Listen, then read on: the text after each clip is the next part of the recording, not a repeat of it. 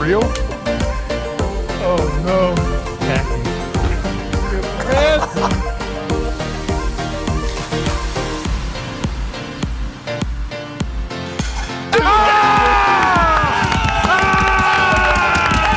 Let's go.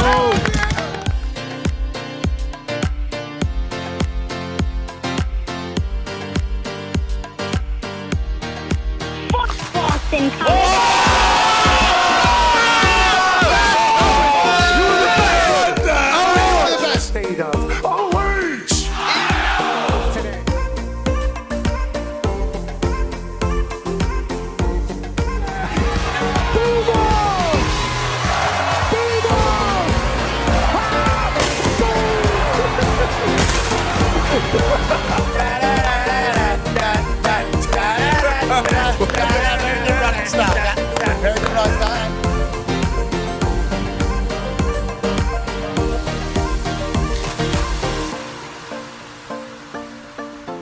In Berkeley, California. You got it.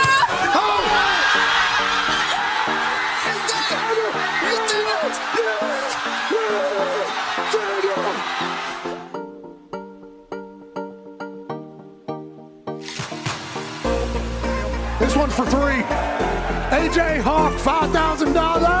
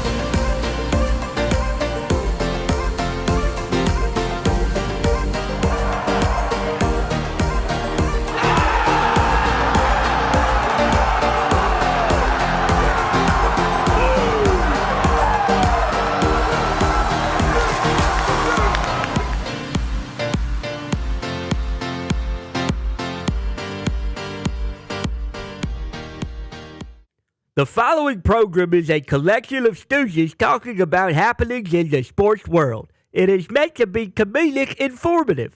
The opinions expressed on this show do not necessarily reflect the beliefs of their peers, their boss, or ESPN. There may be some cuss words because that's how humans in the real world talk. If you are young, please seek permission before watching any further. Hey. What? Let's go! This show stinks, and the fact that you listen, we are very, very thankful for. McAfee on the line with a gorgeous assist. The all-time leading tackler for the Green Bay Packers. You pink! Damn it! Be a friend, tell a friend something nice could change their life.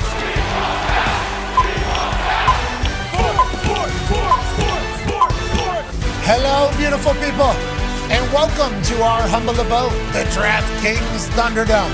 on this Overreaction Monday, August 24, 2026. This sports program begins now. Football! It is the absolute greatest, and we obviously have a plethora of preseason action to kind of respond to, react to, and obviously figure out whether or not our teams are going to win the Lombardi because of how they played in August. Now, there's a lot of questions, obviously. There's an arrest of an owner in Ohio. There's a new starter in Ohio, and we got some college players going back, or NFL players going back to playing college. So the state of football, I would say, is alive. I would say there is certainly so many things that we could dive into that I don't know if today's 2-3 hour program will be enough. It does feel like we are all the way back in football season. I saw some high school highlights taking place over the weekend, heard some college stories kicking off. Wyndham Clark wins a golf tournament, and then you start thinking to yourself, well, next weekend, this upcoming one is the last golf tournament of the year. Yeah.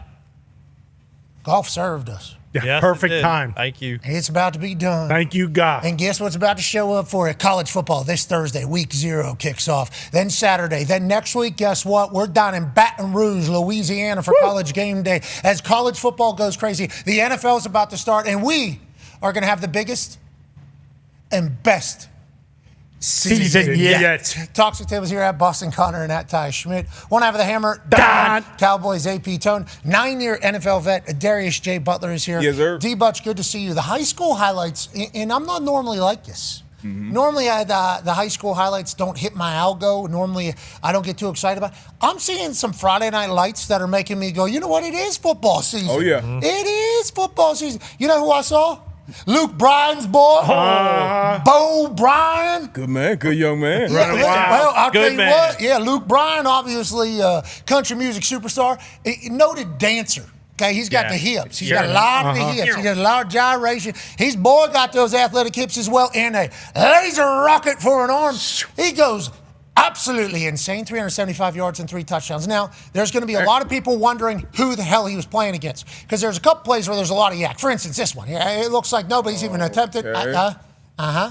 55 hustling. Yeah, the throw, though. 18 gets turned around. Obviously, there's a little bit of yak. Who cares? That's not on Bo's fault or whatever. Who's he playing against? That's Phil Rivers' team. What? That's Coach Phil Rivers on the other no. side. Yeah, you got Luke It's Bryan a and his dog, fans on too. one side. Yeah, exactly. Gunner Rivers. Well, he got Charlie Horse. Second play of the game. Got Charlie Horse, second play of the game. And Phil Rivers said he's going to have to put some dirt on that at halftime because we're going to have to figure out what to do. Even if it's a statue back there, we're going to put him out there. But the Rivers boy, I think he got banged up early and wasn't able to do what he wanted to do. Brian's boy, hey, Bo, now he went crazy. Yeah. Now, Bo Bryan went absolutely crazy. He's not the only one. There's high school highlights happening from all over the place. There was a highlight from I forget the state this was in. Certainly should have looked into it a little bit more. Sacred Heart Griffin, Illinois, channel 1450 on the thing. What? Yeah, down 4. There's like 10 seconds remaining. It was 4th down on that particular play. They scored that touchdown. 9 seconds left in the game. Take the lead. Place goes crazy. What a catch. I mean, just a left-handed snag. Also, quarterback rolling to his left. We go back to the beginning. Yep. Rolling to his left here. The 2 people on the call, fantastic. Not as good as the people we're about to show, but quarterback rolling to his left. Cross body. Click of the wrist. What a ball. And you do a replay, slow motion on that, as channel1450.com caught this. He made the catch. Oh, yeah. He absolutely made the catch. This got me excited, D-Buck. Oh, hell yeah. You wear those type of gloves and those type of cleats, you better make some special plays. And 2-0 did. What a catch for put his team up. You said to win this game? That was 9 seconds left? 9 seconds left. The throw left. was incredible. The catch was even better. That was 4th down. I think they only needed a few to pick up a first. 4th and 2. Yeah, 4th and 2. Only needed 2 to pick up a first down. Instead, they say, to hell with it. Cuz he's down deep. He certainly is. What a catch. We're in this. Now, let's go to some high school football commentary, shall we? You know, whenever you're on the call for a high school football game, you're potentially calling the future. You're potentially calling future Hall of Famers. You have no idea what's going to happen. And when you're up there, you get a better view on things than maybe others, and you know ball better than anybody. Rupert from the pocket. Rupert is going to throw a pass intended for. That was PI. Gosh, there it is. They called it. They called it. They called it. They called it. Stevie Wonder threw one flag and Ray Charles threw the other. And the final verdict is going to be pass interference. And that one was obvious that anyone could have called that one. Yeah, we got your point. Two blind guys. Yeah. LD Edgeman was the one on the call down there in Dalton, Georgia. So that made its way into the algo. And when you start seeing this stuff, it's like, all right, we're in season. All we are is one first down away from a whippeal ref kind of doing his thing. Noel Devine Jr., I don't know if you guys have seen him. He's a freshman in high school. I got a chance to be teammates with Noel Devine Sr. His high school highlights are up there with anybody. Looks like his freshman boy, first time he touches the rock in my eyes, takes it to the crib. He looks exactly like Noel. The way he's carrying the ball, the way he's running. And if that's the case, got another problem down there in Florida. Oh, yeah, I love that. Obviously, I love Florida high school football. Shout out Cypress Bay. My younger brother's a DC down there. Prince head coach Gerald Strong. He's gonna. Is Noel on that team? No. Oh, your brother's about to get cooked. No. By Noel Devine Brown Jr. County. I don't know where. I'm not sure where Noel's from. I know he's from Florida. I'm not sure where, but this is North Fort Myers. Okay, yeah. That's where Dion's from. That's old stomping ground. But yeah, it's a great play. And we are getting old. Noel Devine Jr. Yeah. Jesus. Yeah, wait till you see what he does to your brother's team. Nah. Yeah. No, Look at this. Yeah, I mean, he gets his ball and he's gone. He's a dog. Yeah, he's an absolute dog. Shout out to the high school footballers. Hell yeah. Getting us back into this thing. Okay, there's some news around the NFL world. An owner got arrested in Ohio. Okay. That seemingly got figured out, though. I think there is one more day in jail that's potentially owed if what we're reading is right. Another $1,100 and $160 being donated towards task force. An owner? Yeah. Jail? Yeah, in Ohio. Owner for San Francisco 49ers, which are actually in Santa Clara, from Ohio originally. Went back home. Yep. Seems like Mixed it up. Yeah. A little lonely. I don't know. This what I didn't see this. bad decisions obviously made. We don't want that. Jed York. I think if what I'm reading is right, there's one more day that needs to be done. Who knows when that'll take place? Okay, let's move off of the owner getting arrested in Ohio. Let's move to a starting quarterback being named in Ohio. You know, there's only a couple of quarterback battles still looming out there. After Kyler got named starter over JJ, obviously that was a big talking point. Then it's like, well, who's going to be the starting quarterbacks in Atlanta? Who's going to be the starting quarterbacks in Cleveland? Well, in Cleveland, announced this morning, Deshaun Watson. Okay. Congrats to Deshaun. Congrats. Woo! Congrats to Deshaun. Now, Deshaun had a very loud weekend, obviously. Deshaun, after playing in a preseason game, which he did not play great, preseason football, it's going to go one way or another. He was seen fixing his earring, okay, which we assume he got from Claire's. Sure. Okay, we That's assume where he I got No. from Nice place. That's a screw in, it's a screw back. That's expensive earring. So, 3 carats. Sick. They got them at $230, Claire's, too. I mean, the chain. Yeah. Can't hide it. The bracelet that Yep. was on, so nice. The watch, I assume, impeccable. Nice. So it was hard to hear what was coming out of his mouth because how distracted you were with the ice.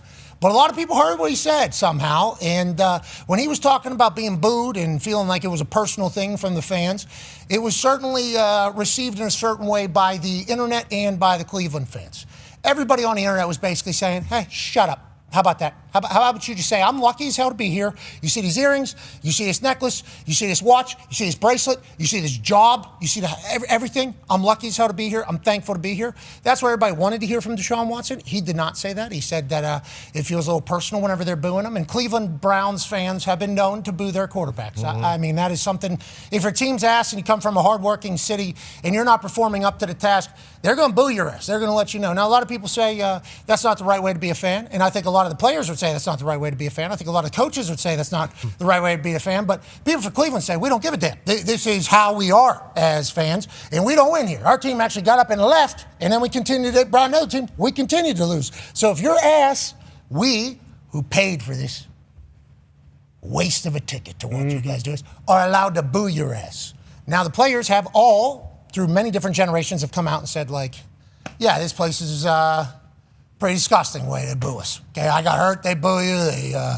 You're playing through injuries, they boo you. I mean, that's just the way it is, especially if you're not going to win. Deshaun Watson, most recent guy, if he plays good football for the Cleveland Browns, I think they will rally around him. Yeah. I think they will obviously go crazy for him. Maybe. I think they will cheer for him. I think they will cheer for the Cleveland Browns with him as the starting quarterback. But if this starts out slow, and I watched Dan Orlovsky and Kevin Clark's ankles pick out the entire kind of schedule for the Cleveland Browns. Yeah. And it was just the first time we've seen a team go up on that wall where they pick, everybody's 12-5, 13-4. Yep. 11-6 that they put up there. Cleveland Browns lost 1-12, I think, at one point. Jets. Before we stopped watching. Yeah, they beat the Jets, so the Jets should be even more upset. If he goes out there and that happens, they will boo. But it's over anyway, right? It's about to be over anyways. There's a poison pill that they can get out of the contract before next March before another certain amount of millions are all guaranteed. So, D, but I just kind of want to get your take on this.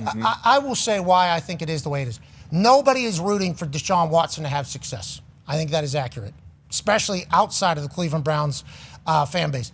Because of the perceived nature of everything that took place, and then him getting the largest guaranteed contract of all time within like a week of each other. Okay, that was like a week of each other.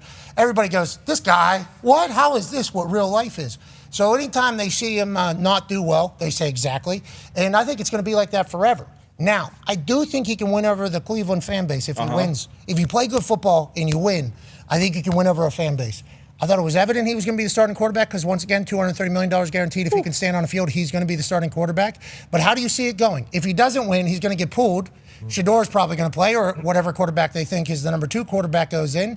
And if they don't have success, Browns fans are still going to boo, but it's just a different story. Yeah, I mean, nature of the profession. If he does win, if the Browns are good, the fans will be happy. We've seen players, we've seen quarterbacks, we've seen in different sports, but definitely in football, who have done some bad things or been accused of doing bad things off the field. And then once they get back on the field and they're good, they win back over at least that fan base. There'll always be a large group of people that hate Deshaun Watson, and regardless of what happens with him. But and I'm kind of with you with the $230 million guaranteed and whatever they owe him this year and what's on the books. Like, yeah, if Shador didn't go out there and just completely blow him out of competition, blow him out of the water throughout training camp and preseason, it was going to be his job. It is. Now, how tight is that leash, per se? Is it the first 4 games? If they're 1-3, do they pull him and they go to Shador? They got a few first-round picks next year, so they can make a big change there. And we say it's going to be a great, talented quarterback, heavy draft next season, so we'll see. But, yeah, Deshaun won the job. I'm interested to see. It's so much we don't know. Like, we don't know how the locker room feels about him. We don't know how all the training camp practices, meetings, and everything went. But Todd Monken is hitching his wagon to him, too. This is his first opportunity with a head coach in the NFL, and he named him the starter, so now they go forward with 4 at the helm. Yeah, I like the fact that Todd Monken is going to be tied to Deshaun Watson now for his era here in Cleveland. I like the fact that it feels like Todd Monken did want to give Shador a chance, and I think Shador felt, if you listen to him talk and through any interview, I think he felt like it was a fair competition. So this would say, it sounds like you're saying, Todd Monken believes that Deshaun Watson is the right quarterback for them to win games, as opposed to just, he is also worth $230 million guaranteed to the owner who just hired me to be the head coach, so we should try to get something out of him. It's kind of weird. It's crazy, isn't it? It's weird because we all know it's football, but it's the football business. So when the money is tied to a player, regardless of the position, you're going to want that player to play if you're in that building, if you're up at the top signing those checks. But at the same time, regardless of what you think about Shador as a player, he is no doubt the more popular player. It's going to be more Shador jerseys in the stands than there will be Watson jerseys, I would assume. So from that side, unless he goes out and has an MVP. And even outside of Cleveland Brown fan, like Shador is one of those players who, like, people like him, people hate him. He's very polarizing in a sense, but so. That's kind of the odd part. And once again, we know Todd Monken, and he wanted him in Baltimore. They did all the things in the offseason. So I kind of thought Shador maybe had the leg up, but the money, that $230 or 50, 60, however much he's making this year and next year, played a part in it. But, yeah, Todd Monken made this decision, you would assume. And it sounded like ownership was going to let him actually make this decision as opposed to, hey, we paid this guy, he's going to play.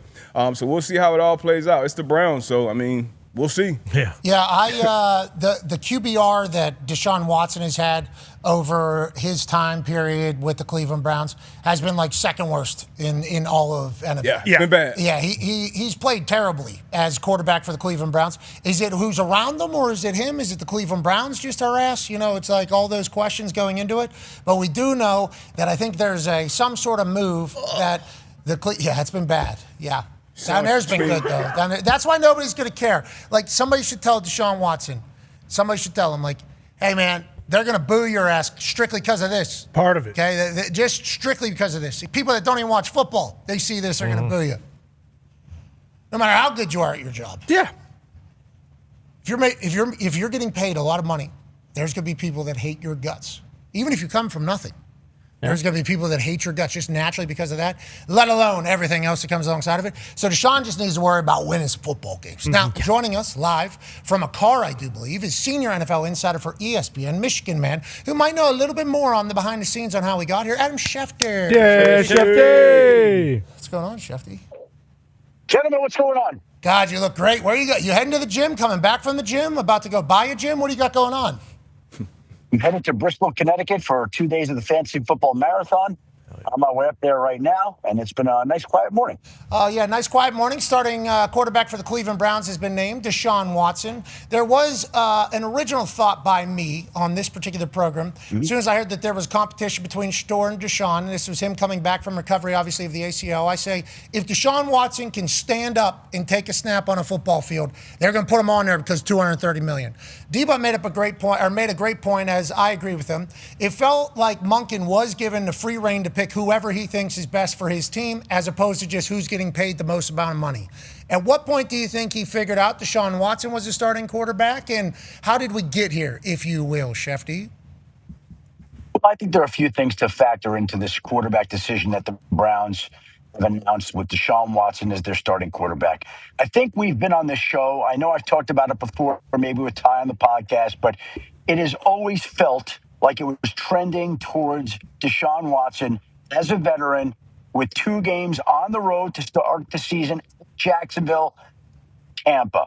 Now, again, even with Saturday's events where Deshaun Watson did not play well, where he talked about how the fans were disrespectful, he didn't appreciate the boos, and his post-game press conference, which obviously did not play over well anywhere, you have a situation where basically it always felt like it was trending towards the veteran. And when they name Deshaun Watson as the starting quarterback, they name him for now. I think that's the key point to raise here. Is Deshaun Watson going to wind up starting more games than Shador Sanders this season? I'm skeptical of that.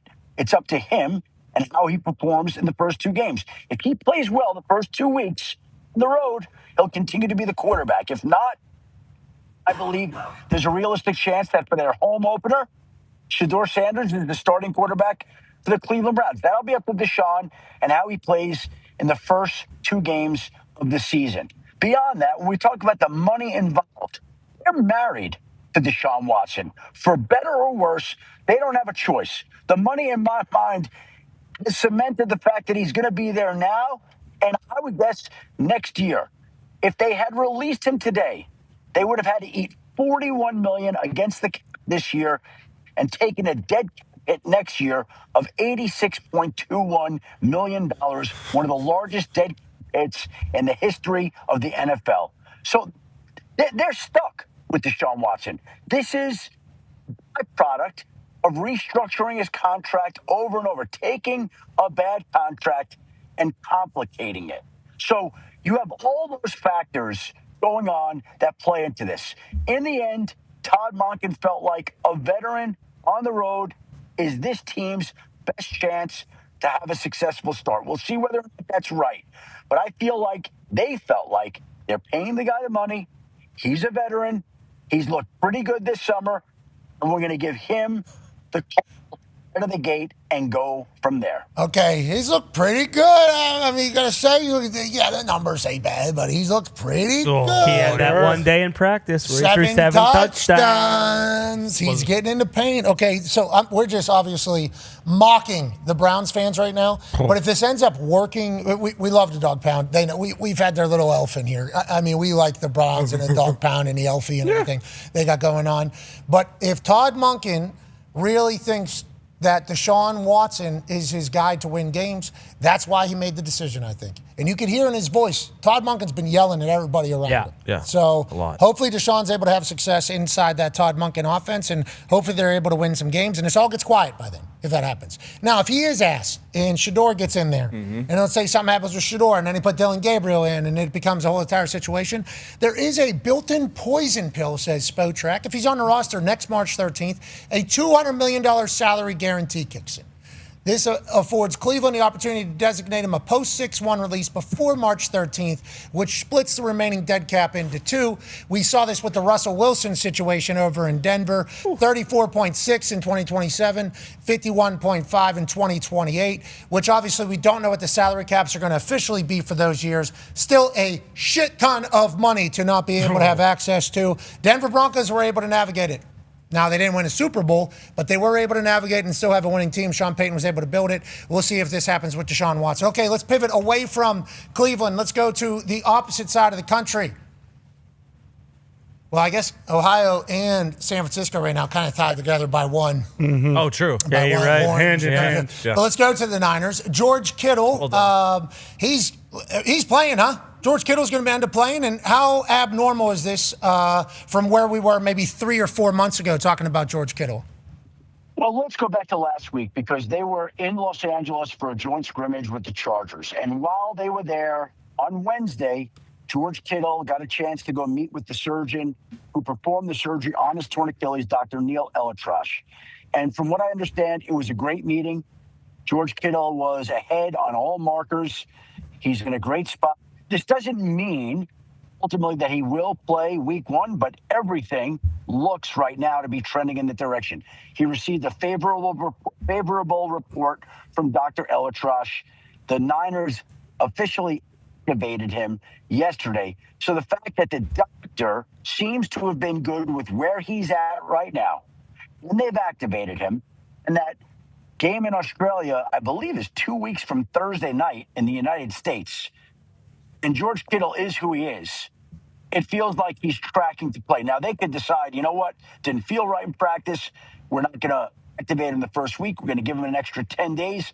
But the way it's tracking right now makes it look like a distinct possibility that he's going to be on that field for that opening game against the Rams, which would be a very quick recovery from a torn Achilles. But right now, I think he's very pleased with where he's at. The doctor's pleased with where he's at, and the Niners are pleased with where he's at. All right, let's stay with the doctor stuff. We were very scared this weekend that something absolutely catastrophic happened to one of the best backs in the game. Go ahead, Tone. Yeah, Shefty, not good news coming out of Raiders camp, especially yesterday. It sounded very, very serious, the injury to running back Ashton Genty. And then this morning we got some news that maybe it's just an ankle injury. What's the latest on there? And is it the kind of best case scenario after what we thought could have potentially happened this weekend? I think, Tone, that's exactly it. It is best case scenario. Now, again, as it was described to me, it's not nothing. It's definitely something still. And they'll have to see how much time he's going to miss. But the initial reports were he was helped off the field, couldn't put any pressure on his leg, team gathered up in a huddle, like all the things that you don't want to hear that would seem to indicate that something is severely wrong were at play in this particular situation. And obviously, there was panic across social media. The Raiders, former high draft pick, people doing their fantasy drafts, they don't know what to make of it. Huge. But in the end, I think the Raiders for a couple of hours were holding their breath when he was going to meet with doctors. And by the time he got done with those examinations, my understanding is it's a sprained ankle. I don't know if he's going to miss any time. I don't know if they know if he's going to miss any time. They're waiting to see that. But it's certainly not a long-term injury. That we know. Okay, that's great news. And not just fantasy football people who we know you're heading to a fantasy football marathon over the next 2 days. Just fans of football. Ashton Genty last year, what he was and what his career started looking like. We hope he is healthy. We hope he is able to, maybe go with the best Raiders team they've had in a long ass time. There's still one quarterback competition looming. Go ahead, Ty. Yeah, Shefty, how do you think everything's going to end up playing out in Atlanta? We saw that Michael Penix has been cleared to, resume 11-on-11 activity. Tua obviously hasn't been great. He's admitted that so far this preseason. And Jack Strand is kind of, every opportunity he's getting, he's kind of looked great. So what is the plan in Atlanta right now? Is it still kind of wide open for potentially any three of those guys? Well, it's an interesting situation because obviously it felt like Tua had a real window and a real opportunity to kind of put away the starting job on opening day for Atlanta. And it feels like that hasn't necessarily happened yet. And in the interim, Michael Penix now has been cleared to participate for the first time since he injured his knee in 11-on-11 drills. Today will be his first day in 11-on-11. As we mentioned, the regular season for the Falcons is just over 3 weeks away. And it's a situation where it gives him time to begin to get acclimated. They can judge how healthy he is or isn't and figure out whether or not he's physically ready to play on opening day. But Tua hasn't run away with that competition. It's been an uneven summer for him so far. And Jack Strand's been very impressive so far. But it's hard to imagine that Jack Strand's going to be the Falcons' opening day starting. Okay, it is hard to imagine. Okay, I understand. I was there watching this guy. Okay, first of all, I didn't. Hold on, Shefty, please. You don't know anything. I was boots on the ground here. I don't need to hear your thoughts on Jack Strand, okay? I just saw the guy cook the Indianapolis Colts. First of all, had no idea Cooper Kush was starting for the Atlanta Falcons. Knew that was a problem as soon as I walked into the stadium and saw Kush lined up. Then this monster gets in, 6'5", 240 pounds. He scores here. He spikes this ball. It goes right into our suite. Okay, the next person to touch that football is my daughter, Mackenzie. Okay, she walks over, picks that ball out of our suite, gives it to ball guy back on that side. They demolished us. I mean, they crushed the Indianapolis Colts. This guy, though, huge, 6'5", 240, undrafted, went to Minnesota State Moorhead. I'm not talking about Moorhead State University. I'm talking about Minnesota State Moorhead, Moorhead. He was fourth in the Heisman voting for D2. Beast. How's that happen? Sure. I don't know. He's top 10 in passing all the time, has 126 touchdown passes to his name. I guess there was a bunch of D1 schools that wanted him to transfer. He said, no, I'm not that man. His father was a pastor. He had a 3.87 GPA in engineering physics. What? This guy was going to go to NASA. Smart man. We got another pastronaut here. I mean, let's not put it past that man who almost spiked the ball into my daughter, okay, in Lucas Oil Stadium, maybe getting the gig. But back to your point, not reality. Jack Strand's going to be the starter for them. Is that what you're saying? Michael Penix seems like probably on track to be able to do so, or Tua can figure it out? I think the moral of that whole story is that Mackenzie McAfee has a nose for the football. That's what I took over here. Yeah, I think that's 100% right. I think she didn't expect how heavy the Duke to be, though. Sure. She went to pick up the Duke, and that thing just fell right through her hands. I said, ball scored, his job scored. She picked that thing back up, hands it to the lad from Atlanta. It was an ass beating by the Falcons, I must say. But it was great to be back in Lucas Oil Stadium. Felt like real football was happening. Okay, so really no clarity on that one. Instead, Jack Strand and Cooper Kush might make that a real problem. I've seen them lead the Falcons with Stefanski. They beat the shit out of the team that they played with my own eyes. Put in Strand. I mean, Strand deserves Might be Matt Ryan's guy. You can't put it past Matt Ryan to say, I got somebody. Matt Ryan and this guy looking eye to eye. And he going, hey, I'm an astronaut. They said you're an astronaut. I'm an actual one. I can move. They said you can move. Let's go. I could be a younger version of you. They wanted me to leave. I said, no, I'm loyal to the lads. Where'd you go? Minnesota State Moorhead till I die. You know it. And the guy goes, okay, all right, sweet. You come in. And he slices the Indianapolis Colts. Con Man has a question for you, Shefty. Yeah, Shefty, we've had a lot of injuries in camp. We're kind of getting to that time where, teams are starting to form their 53. Which ones do you think are going to be the most active? The junior to your senior on Friday said, hey, maybe the Texans take a peek at Brandon Ayuk with the injury they had at wide receiver to Jaden Higgins. What teams for you are going to be probably making the most calls over these next couple weeks? First of all, I think they're all making calls. I mean, that's the nature of the job right now and these teams, what they're doing. When you bring up Brandon Ayuk, he has not applied for reinstatement so far. So nothing can happen with Brandon Ayuk unless he applies for reinstatement, which we're on August 24th here, and he hasn't done that. So camp has been open for a month, close to a month, and Brandon Ayuk has been on the sideline. And honestly, you hope he's okay. Nobody exactly knows what's going on with him right now. But football, until he applies for reinstatement, wouldn't be in the cards. So I don't know that he's an option for anybody right now. As for some of these other notable free agents, Tyreek Hill is expected to play this offseason. We know that certain teams, have lots of depth at certain spots. Like the Patriots are very deep at wide receiver, right? So Kayshon Bouttie's out there. The Niners, actually, believe it or not, have some depth at wide receiver with some of the veterans, even with all the injuries they've had. So I think every team is going through the list. The Ravens are deep at the cornerback position. The Jets, believe it or not, have some depth at certain spots. I'm trying to think of the team that has extra running. Anyway, the point is, all these teams have certain spots where they're deeper than others, and teams are lighter than others. It's going to be an active period at this time. With, last night you see the Saints trade linebacker Deion Jones to the Niners for running back Zamir White. It's the kind of thing that goes on at this time of the year where teams have certain needs near the bottom of the roster. Dre Greenlaw hurt his hamstring last week. The Niners are light at linebacker. Deion Jones may not make the Saints roster, so they trade him. The Niners have extra running backs. The Saints have Alvin Kamara dealing with a MCL sprain that'll sideline him about a month. So they go and trade for a veteran NFL running back in Zamir White, who would have a tough time making the Niners roster. That's the kind of thing you see at this time of the year. Okay, Dan Orlovsky just tweeted, who we'll talk to here in a matter of moments, says he's on the highway to Bristol as well, I think. He said, hey, why not Atlanta trade for Stetson Bennett?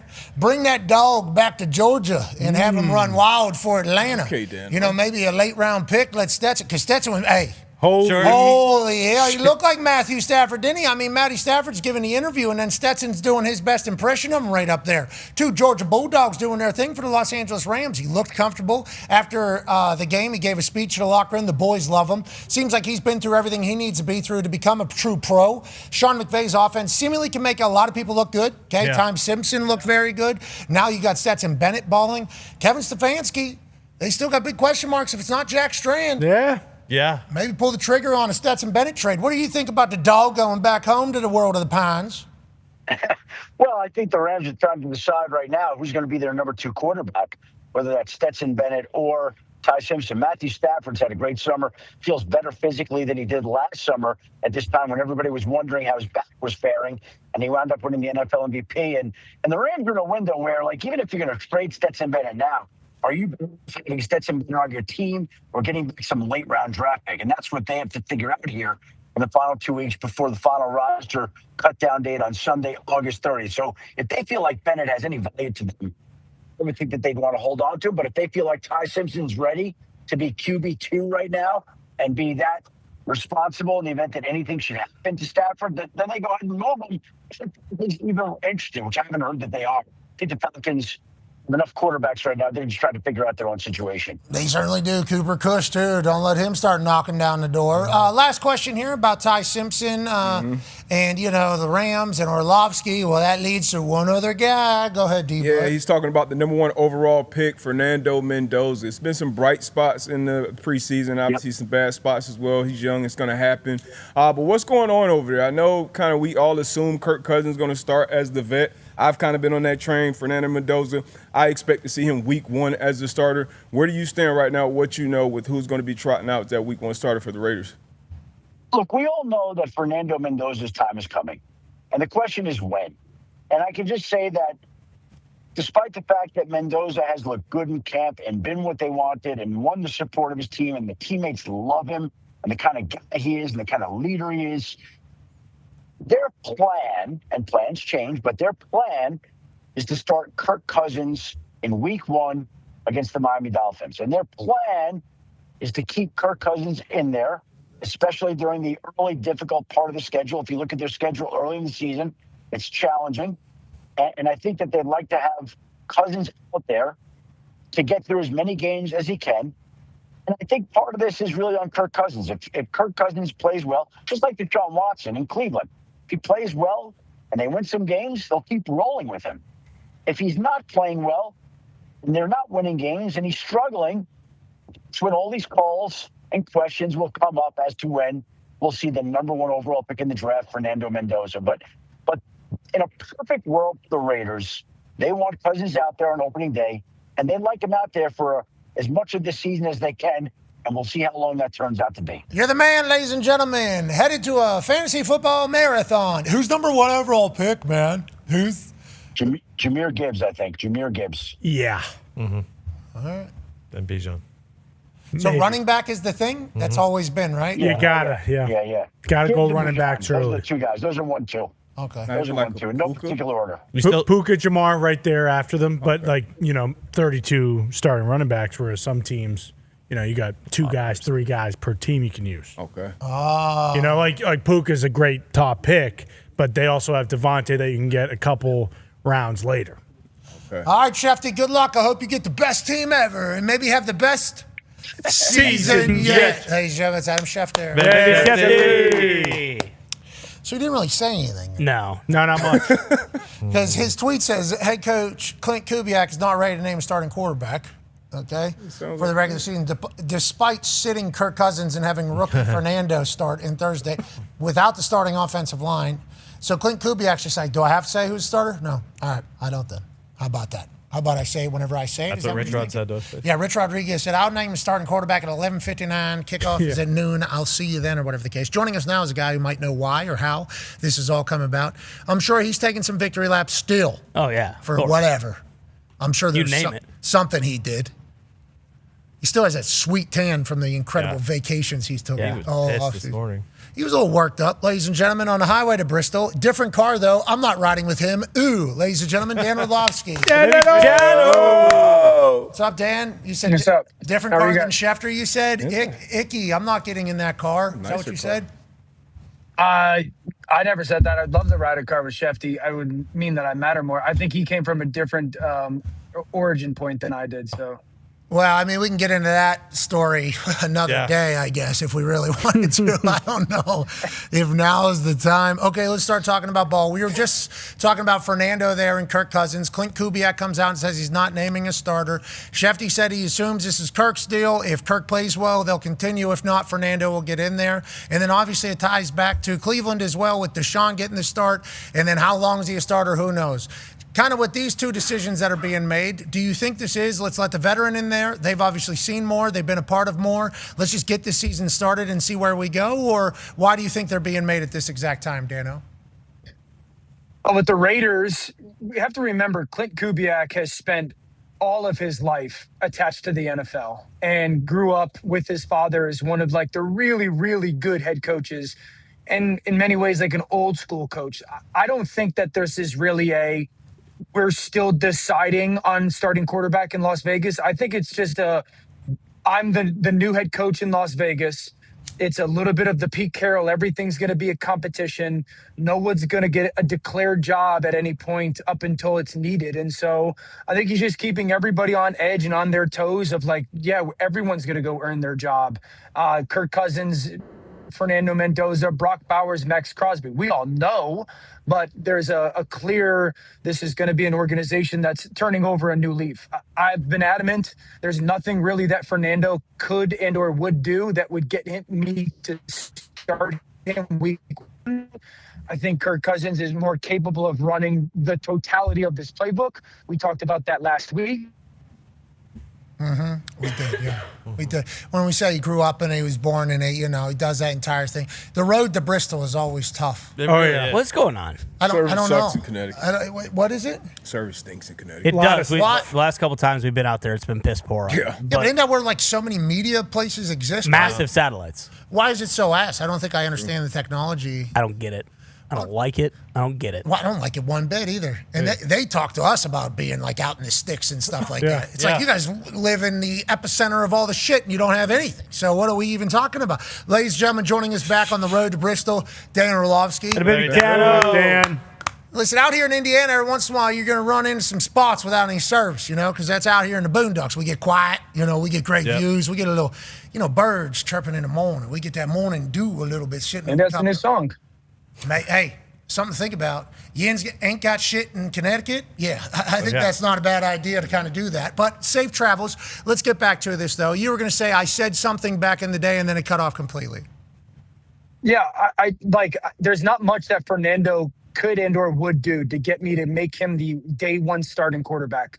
One, because I don't think he's capable of running the totality of the playbook. Part of the reason why you hire Clint Kubiak is because you like the way that he designs and calls plays. We talked about this last week. So, Fernando's had some really good moments, but there's been moments where you're like, yeah, we're not there yet. And I'm not going to rush that. And also this offensive line. Linderbaum, new, really good player. Bolton Miller back at left tackle, but the right side is a young unit. So we can't talk about the offensive line and say, man, Ashton Genty was the most hit running back behind the line of scrimmage in the NFL last year, and be like, yeah, let's put the rookie quarterback out there that's learning a whole new style of play from the under center element. And so I don't think it's that really like that much of a question mark. Is more of Clint kind of operating the way he wants to with this organization now and competition. Cleveland won for me. I've talked about it a lot this morning. I'm shocked. If this was just a football decision, just football, and I haven't seen every day of practice, I would probably say coin flip, 50-50. Start the guy you want. Doesn't really matter to me. After Saturday's press conference, I'm shocked that they did this to the Cleveland fans. I've said if I was a Cleveland fan and Deshaun's still starting week 3, I would not go to the game because of the interaction that we saw. What? I've had a buddy text me saying, this is smart by the Browns. They'll go 0-2. Deshaun will struggle, and all of a sudden Shador gets named the starting quarterback for the week 3 game, which is their home opener, and he's the hero. Bingo. Okay. There's you don't think that's what they were thinking when they did this? No. Is this the NFL? We try to win games. Todd Monken. Todd Monken. Yeah, what are you talking about? Yeah, and let's talk about Monken that I know wouldn't. Go ahead. No, go ahead. I would like to hear the Todd Monken that you know before I say what I'm about to say. I only know him as a coach. I've spent some time with him just because of games. I mean, he is a all ball, all the time, high level competitor, maniac. I don't know him as a guy, so I can't comment on him like that. But I don't think that he would sign up for that. Okay, so he did, though. He announced him as the starting quarterback and said this. Monken said he took in the full body of work, ultimately felt like Deshaun gave us the best chance to move the ball, score points. So I think Todd Monken is saying, hey, I made the decision because I think this is best for our football team at football, and I'm trying to win games. Todd just watched Deshaun Watson get booed, obviously, in the Cleveland Browns Stadium. He's been around the NFL forever. He saw Baker Mayfield get his ass booed. Koch got his ass booed. Mm-hmm. People get their ass booed in Cleveland on a regular basis. Todd doesn't want to be the next guy getting booed in Cleveland. Todd's the guy trying to bring the cheers and the rahs. Yeah. He's trying to win some games. I think that's what Todd is going to be trying to say, and nobody's really going to listen to him. Nobody's going to listen to him. And the only thing that matters is if they play good football or not when Deshaun Watson's their quarterback. That's literally the only thing that matters. And Todd's been there. And we talked about the business side of it as far as putting ass in seats. Shador would easily be that guy. Didn't he just shatter whatever record it was last year when it came to like merch or jersey sales and all that stuff. So outside of actual football, I think it was easy Shador.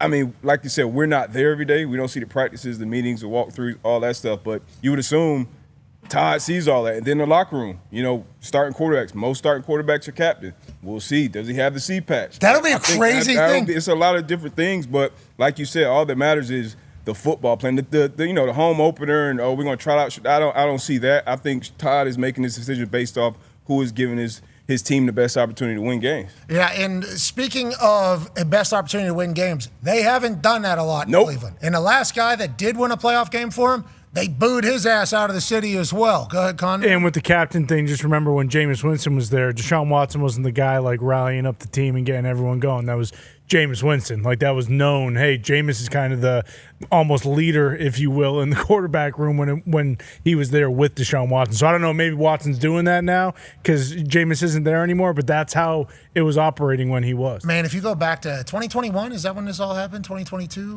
When he got traded there? Yeah. Yeah, 2022, I believe. 2022? 22? I mean, just thinking about Baker Mayfield sitting there, just won a playoff game, okay? And then they give the biggest guaranteed contract to somebody who's never been here, who said he didn't want to play here. Remember, because Cleveland Browns were in the running, Panthers were in the running, Atlanta was in the running, the Saints were in the running for who was going to trade for Deshaun Watson. And he wanted to be a Jet at one time, I think. Yeah, like the colors, Jets. yeah. They were kind of out of it. Then the Cleveland Browns publicly were kind of like, they're not going to be a part of this. Cleveland Browns are done. Why is that? Deshaun doesn't like the cold. He doesn't want to go up there, so he's going to stay down here. That was an actual report, I think, from Peter King or Albert Breer. I forget which one reported that.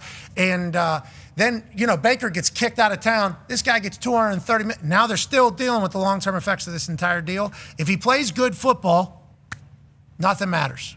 If he doesn't, it's going to be really loud for the rest of the time in Cleveland and for Deshaun Watson. Now, let's talk about it getting a little loud again. It was December last year, and the head coach of the Chicago Bears said, we're winning in spite of our quarterback play right now.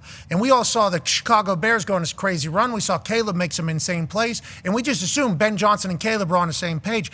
Turns out maybe they're not. D-Bud has a question for you. Yeah, we obviously anytime a head coach speaks, we're going to make a big deal of it, as we should. That's the face of the franchise, and he's made some comments about Caleb Williams coming off this last outing. We also know I'm a huge fan of Caleb Williams. I believe in the next jump he's going to take. What's your thoughts on Caleb Williams and the Ben Johnson relationship and that step that is going to be taken or that you expect to be taken this season? Yeah, I kind of fell in love with that relationship last year in many ways, just because watching the interaction post game so often felt like a genuine, like we're in this together thing. Yes, you are my coach, but like we're kind of in lockstep with this. I really enjoyed the post game comment from Ben Johnson in relation to a question on a throw that Caleb makes down the field to Loveland in the red zone. This one when he misses it. D-Bud, like for me, I'm kind of like all in on this because there's so much about this one play that I think is cool. Number one, what is open? And open to me is different than open to Caleb Williams because of his talent.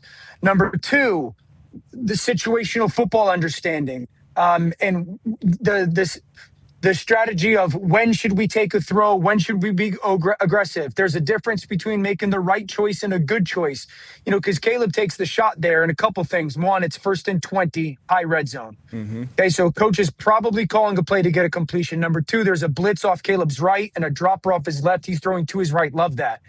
And then the third thing is the defender that is going to kind of cover Loveland. He's the read. You see the running back bottom right corner wide open. And so the defender that's around the 11 or 12-yard line right now, that's the guy that Caleb is reading. If that defender stays shallow, we take the ball downfield. If that defender gets depth, we take the underneath throw. Mm-hmm. And so by all like X's and O's on paper football-wise, the throw goes to the running back. And that's kind of what Ben Johnson said, the ball probably should go to the back. But there's also part of me that sits there and says, he could have made this throw. This throw was not supposed to be made, and Caleb has the ability to make this particular throw. Yeah. Exactly. And you don't want to take that stinger away from him because the reality is like if Caleb makes that throw first a foot lower or Loveland it's a touchdown and everyone's going sick, And so, but that's like, for me, this is like the sticking point this year with this group, quarterback and coaches.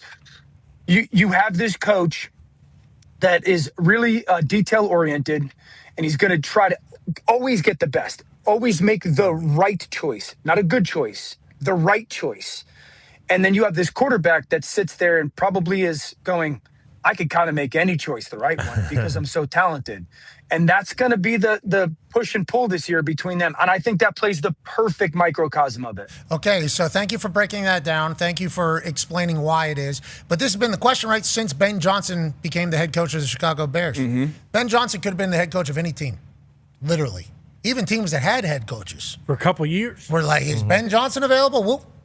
We will get rid of this guy. Yeah, for sure. If Ben Johnson's available, he seemingly picks the Chicago Bears. And it's like, is it because Caleb's there? Is it because what he likes about there? Is it because he's a Bears fan? Why is it exactly? And a lot of people are like, well, because Caleb's talent. He's never been around anybody that has Caleb's talent. If he can execute the offense that Goff was able to do, plus add some Caleb stuff on top of that, think about what they could become.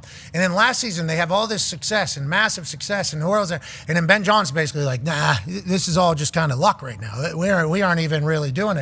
So we're all expecting, like you, this year to be more of like that machine, let's go ahead and do it. And then the first thing we hear is like, nope, this fucking guy's not doing it again. It's like, golly, all right, I would like to see them come, I would like to see them be together because he could be. I mean, I love that kind of, I guess, edge about Ben Johnson. I feel like we do get some level of transparency, which I always love from head coaches, especially when the guys calling plays too. And like Dan says, yes, that is the right read.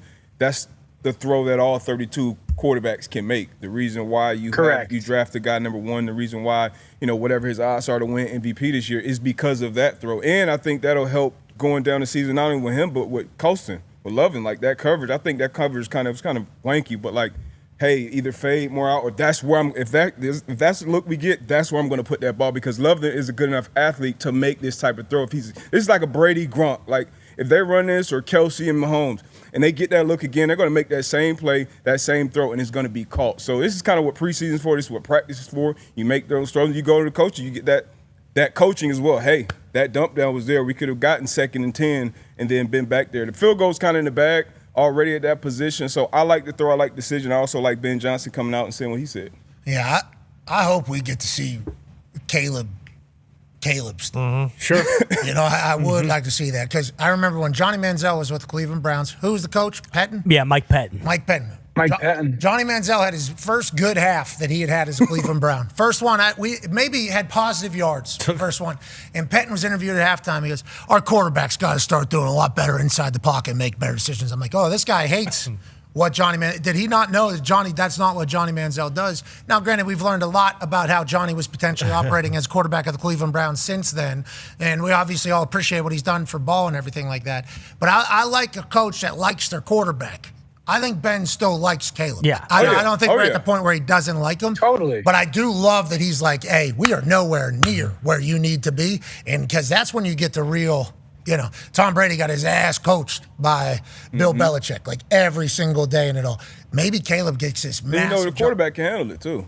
Or he should be able to handle it. I would assume he can handle he's not going to have a problem. Because some of these quarterbacks, we can make it the diva tag. We not have a problem with, because Ben Johnson, that's who he is. That's who since he's been, and we don't really know these coaches until they become head coaches. I feel like coordinators, they talk a little bit, but like head coaches, you hear them after practices, after games. You hear, their style of communication, and we always talk about it. When that head coach is talking, he's talking to the media, he's talking to the fans, and he's talking to that locker room and whatever specific players he's talking about. So you got to know the relationship with those actual players, and especially your quarterback as well. I hope.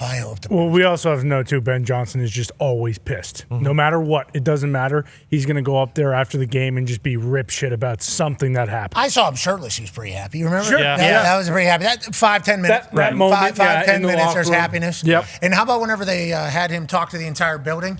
Just now that we know how pissed he always is. Yeah. Yes. Great. Okay, I picked this place because of all of you. I love being here. All he wanted to do was go coach ball. That's why he was the belle of the ball for a long time. A lot of people predicting the Bears take a step back. Are they going to be able to get as lucky on the defensive side as well? I don't believe it. I believe in Ben Johnson, which makes me believe in Caleb, which makes me believe in the Chicago Bears. In Pittsburgh, they're starting to believe in some stuff in the future. Go ahead, Con Man. Yeah, Dano, the story of the preseason out of Pittsburgh really has kind of been Drew Aller, and it breaks my heart because Will Howard just has a special place in here, and also I still believe he can be the guy. He basically was QB1 all offseason until Rodgers re-signed. But Drew Aller's been unbelievable, and it feels like he might have been a steal for Pittsburgh. What have you seen out of him in Pittsburgh? Do you believe that he also could be the guy there? And what do you think Mike McCarthy's doing to make all these guys so much better? Yeah, Aller, once again, really impressive. I think the playmaking has been something that probably was not as prevalent in his tape in Penn State. Obviously, week one, he's got the on-the-move touchdown, and then this kind of broken play, not only the movement, but the point, and then the ball down the field. Will Howard throws 2 picks on some undercut routes that I would say doesn't see coverage once and then kind of throws the wrong type of throw. But I think Mike McCarthy's just understanding this is a really talented player, and this player, if we give him a foundation that allows the talent to kind of shine, that's when it'll start to show itself a little bit more. And so we've talked about a little bit of the feet. I think feet give quarterbacks confidence in many ways. Yeah. Example Thank you, ladies and gentlemen. Taylor He's talking about his feet, give him confidence. Can't believe you said Drew's going to be the best, greatest quarterback of all time. You kind of was saying that this morning. Was I? Oh, that's what I heard. That's not what you were saying. Is that what you were saying? I didn't hear that conversation. I said he's got potential, yeah. I'm not going to get overact preseason. I just can't do it. I can't do it anymore. Well, he made a great throw. That rolled to the left thing. I don't know how he didn't get stripped or Shades sacked. of 7. I don't know how he kept it in there and dropped it into an absolute pocket there. I have no idea how he didn't get sacked here. I don't know how he didn't get stripped. This guy right here, probably real game gets him. But nonetheless, drops it in a bucket. First down.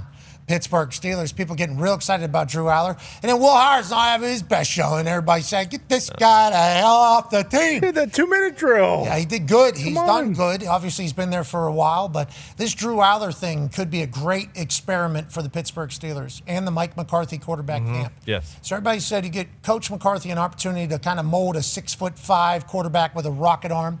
Everybody, all accounts, has good brain, loves football. What can McCarthy do with him if we put him in a developmental plan? And then the first videos we see of him out of OTA is literally McCarthy just kind of working there, standing right behind him, them doing the most mundane drills. Yes. We try to reach out to our source and ask how that's going, and we get told, I haven't even looked at the ball, to be honest with you.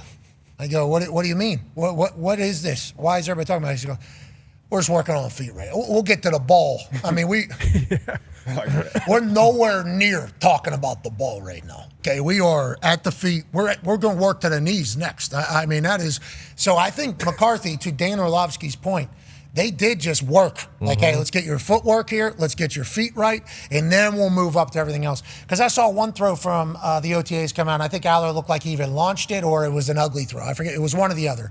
And I mentioned, I was like, looking really good or looking absolutely ass. And the response was, don't care what the ball looks like right now. We're worried about the feet. Let's just figure out the feet, and then we'll be able to get going. Drew Aller, incredible athlete is what everybody says for how big he is. So if you get him some fundamentals and some coaching, it feels like he could learn relatively quickly. And if he's able to get his base under him, by all accounts, his accuracy would be better, his strength would be better. And if he can learn defense, it's like, is Drew Aller the prospect going to arrive much sooner than we thought, strictly because of what he's able to learn and how quickly he is? I don't know. You just said a lot of learning, and a lot of building, and a lot of that. Doing that at this level is tough. He's got time. Now, if you're talking about a guy like Josh Allen or he's got Aaron Rodgers, Caleb Williams, but that is why. I mean, his junior year, we were talking about him going, anywhere from first overall to 10th. Like he was a bona fide. This guy is going to be a first round pick. So he's obviously got the raw athleticism, the intangibles. But maybe that is what he needed. Maybe he just needed, a QB whisperer to be like, hey, you actually don't know what the fuck you're doing out here, and we kind of need to rebuild everything from the ground up. And it looks kind of like that's what they're doing. Mason did say he's very, very jealous of the structure that these young quarterbacks have that he did not have with the previous regime. Yeah, so he's learning how to play quarterback. Okay, we got to get him. Team loves him. We love him. We had a first-round grade on him. Think we got a steal. He's huge. Gigantic. He's huge. First-round grade on him? Yeah, he did. He said it on the show, I think. He said we had a first-round grade on him. We thought whenever we drafted him, when we drafted Drew Aller, we felt like we got a first-round pick. So all that's holding true with his work ethic. I did appreciate asking immediately after watching all the videos of, all McCarthy's been doing for 3 days is just standing in this one spot with this guy. And I go, how's it going? I saw a ball. Haven't even seen a ball. I don't even know what you're talking about. Just watching film, just strictly on his feet. There's the quarterback. All right, good throw. Yeah, all right. Listen, your base is too wide. All right, when your base is too wide, your arm starts getting. You see this? Then you have no idea where the hell it's going. Boom. Then you're overthrown. Boom. Then you're underthrown. You're tall. We need you to be in there. Go ahead and get a good base in there. Get a good knee bend. Go ahead and fire that thing in there. And then that's all Drew Aller worked. And now what's he doing? Rolling left, setting his feet, dropping dimes. Okay. Woo! Look out. Here we go. The engines are pumped. Will Howard. I love you, Will. Maybe come to the Colts. Rest in peace to the greatest dog of all time, Valor.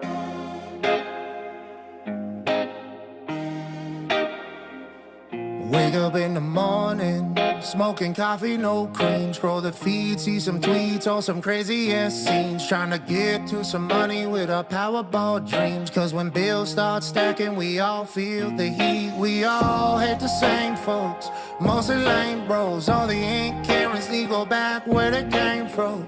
Cause we living, baby, we gotta get it daily. Wish we'd all spark up and light up all the shady. Yeah, I got a pit bull and a mugshot, putting cliches up in a tough spot. Got some candle shooters and some folk who are movers, and a buddy down the county running roughshod. We all got problems and bullshit that we go. System missing the mark, leaving us doing the most. From the burbs to the country, all the way to the hood. We can all get along and motherfucker we should. We all hate the same folks, mostly lame bros. All the ink Karens need go back where they came from. Cause we living, baby, we gotta get it daily. Wish we'd all spark up and light up all the shady. Yeah, I got a pit bull and a mugshot, cliches up in a tough spot. Got some kin who are shooters and some folk who are movers, and a buddy down in county running roughshod.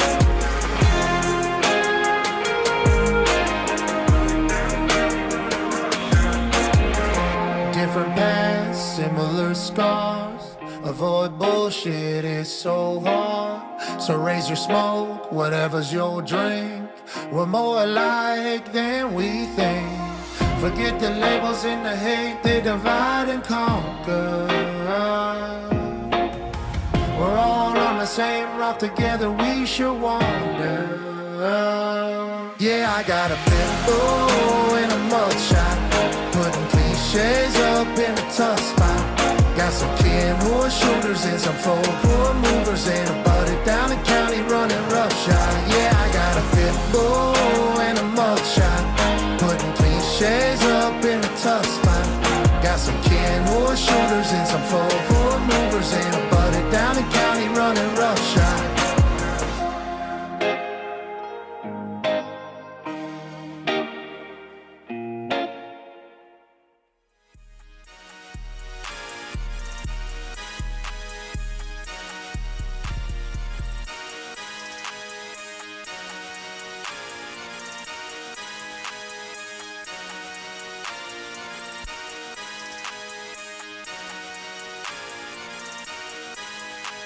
The following program is a collection of stooges talking about happenings in the sports world. It is meant to be comedic informative. The opinions expressed on this show do not necessarily reflect the beliefs of their peers, their boss, or ESPN. There may be some cuss words because that's how humans in the real world talk. If you are young, please seek permission before watching any further. Hey! Why? Let's go! This show stinks, and the fact that you listen, we are very, very thankful for. McAfee on the line with a gorgeous assist. The all-time leading tackler for the Green Bay Packers. You pink! Damn it! Be a friend, tell a friend something nice could change their life.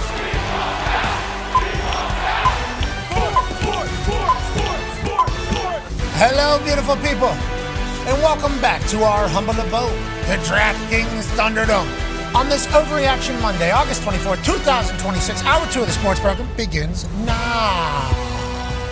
Football! It is the greatest. We're so incredibly lucky that we get a chance to chat about it every single day. Obviously, preseason football is in full thrust. Only one preseason game left for all of these teams as they try to conquer Lombardi Mountain. With who, though? Cuts are coming up, trades are happening, storylines are developing, and owners are getting arrested in Ohio. Mm-hmm.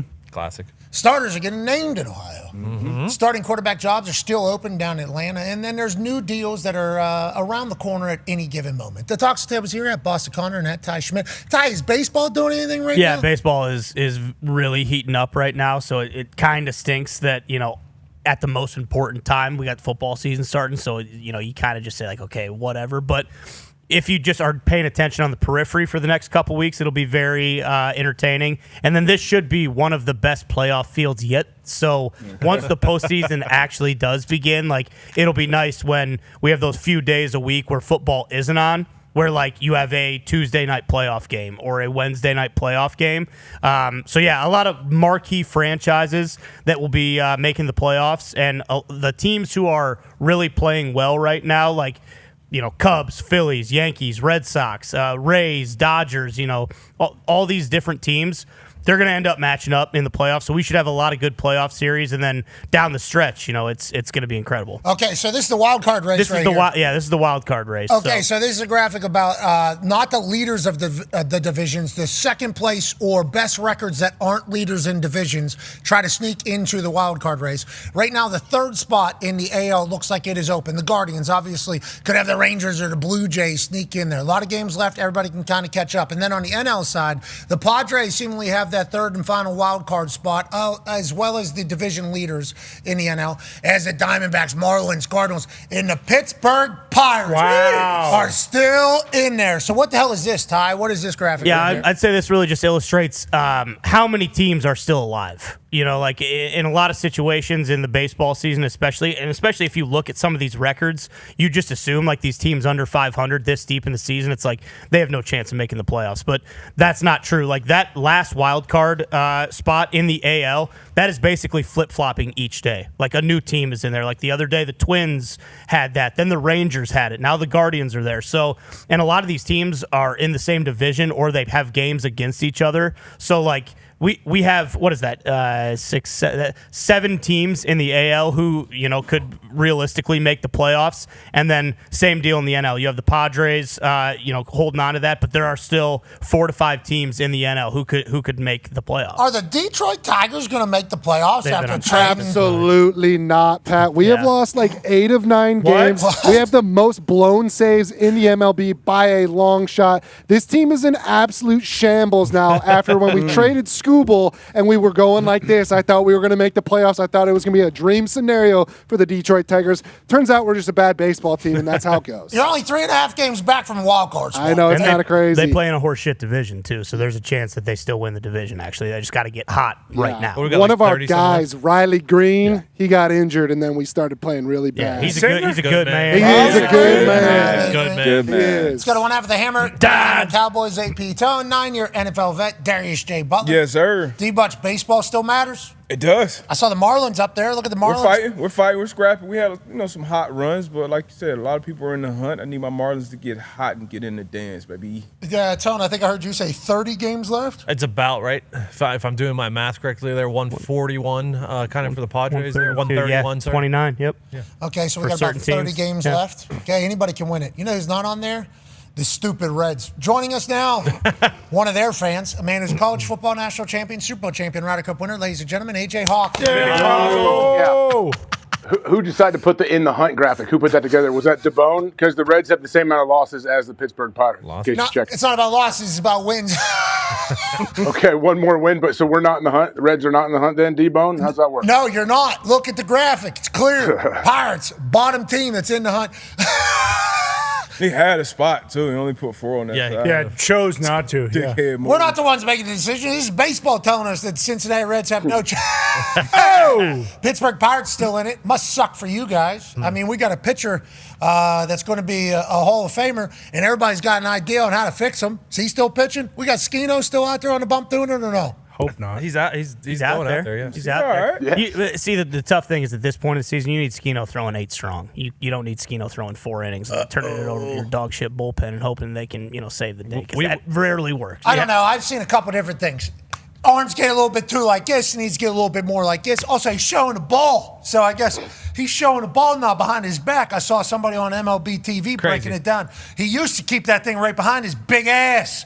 Now he's showing the ball, so the hitter gets to see it behind his back, and then also gets to see it in front of him, and then bang, you see this. Back in the day, he's covering it with his ass, so you can't see it, and boom, it's coming onto him a little bit late, let alone the 100-mile-an-hour stuff that used to be taking place. But now he's showing them this thing, giving them one of these, and then they see what's coming. That's what I see. Then I see somebody else. Kurt Schilling. Well, everybody loves. And he knows. One of the best. Mm-hmm.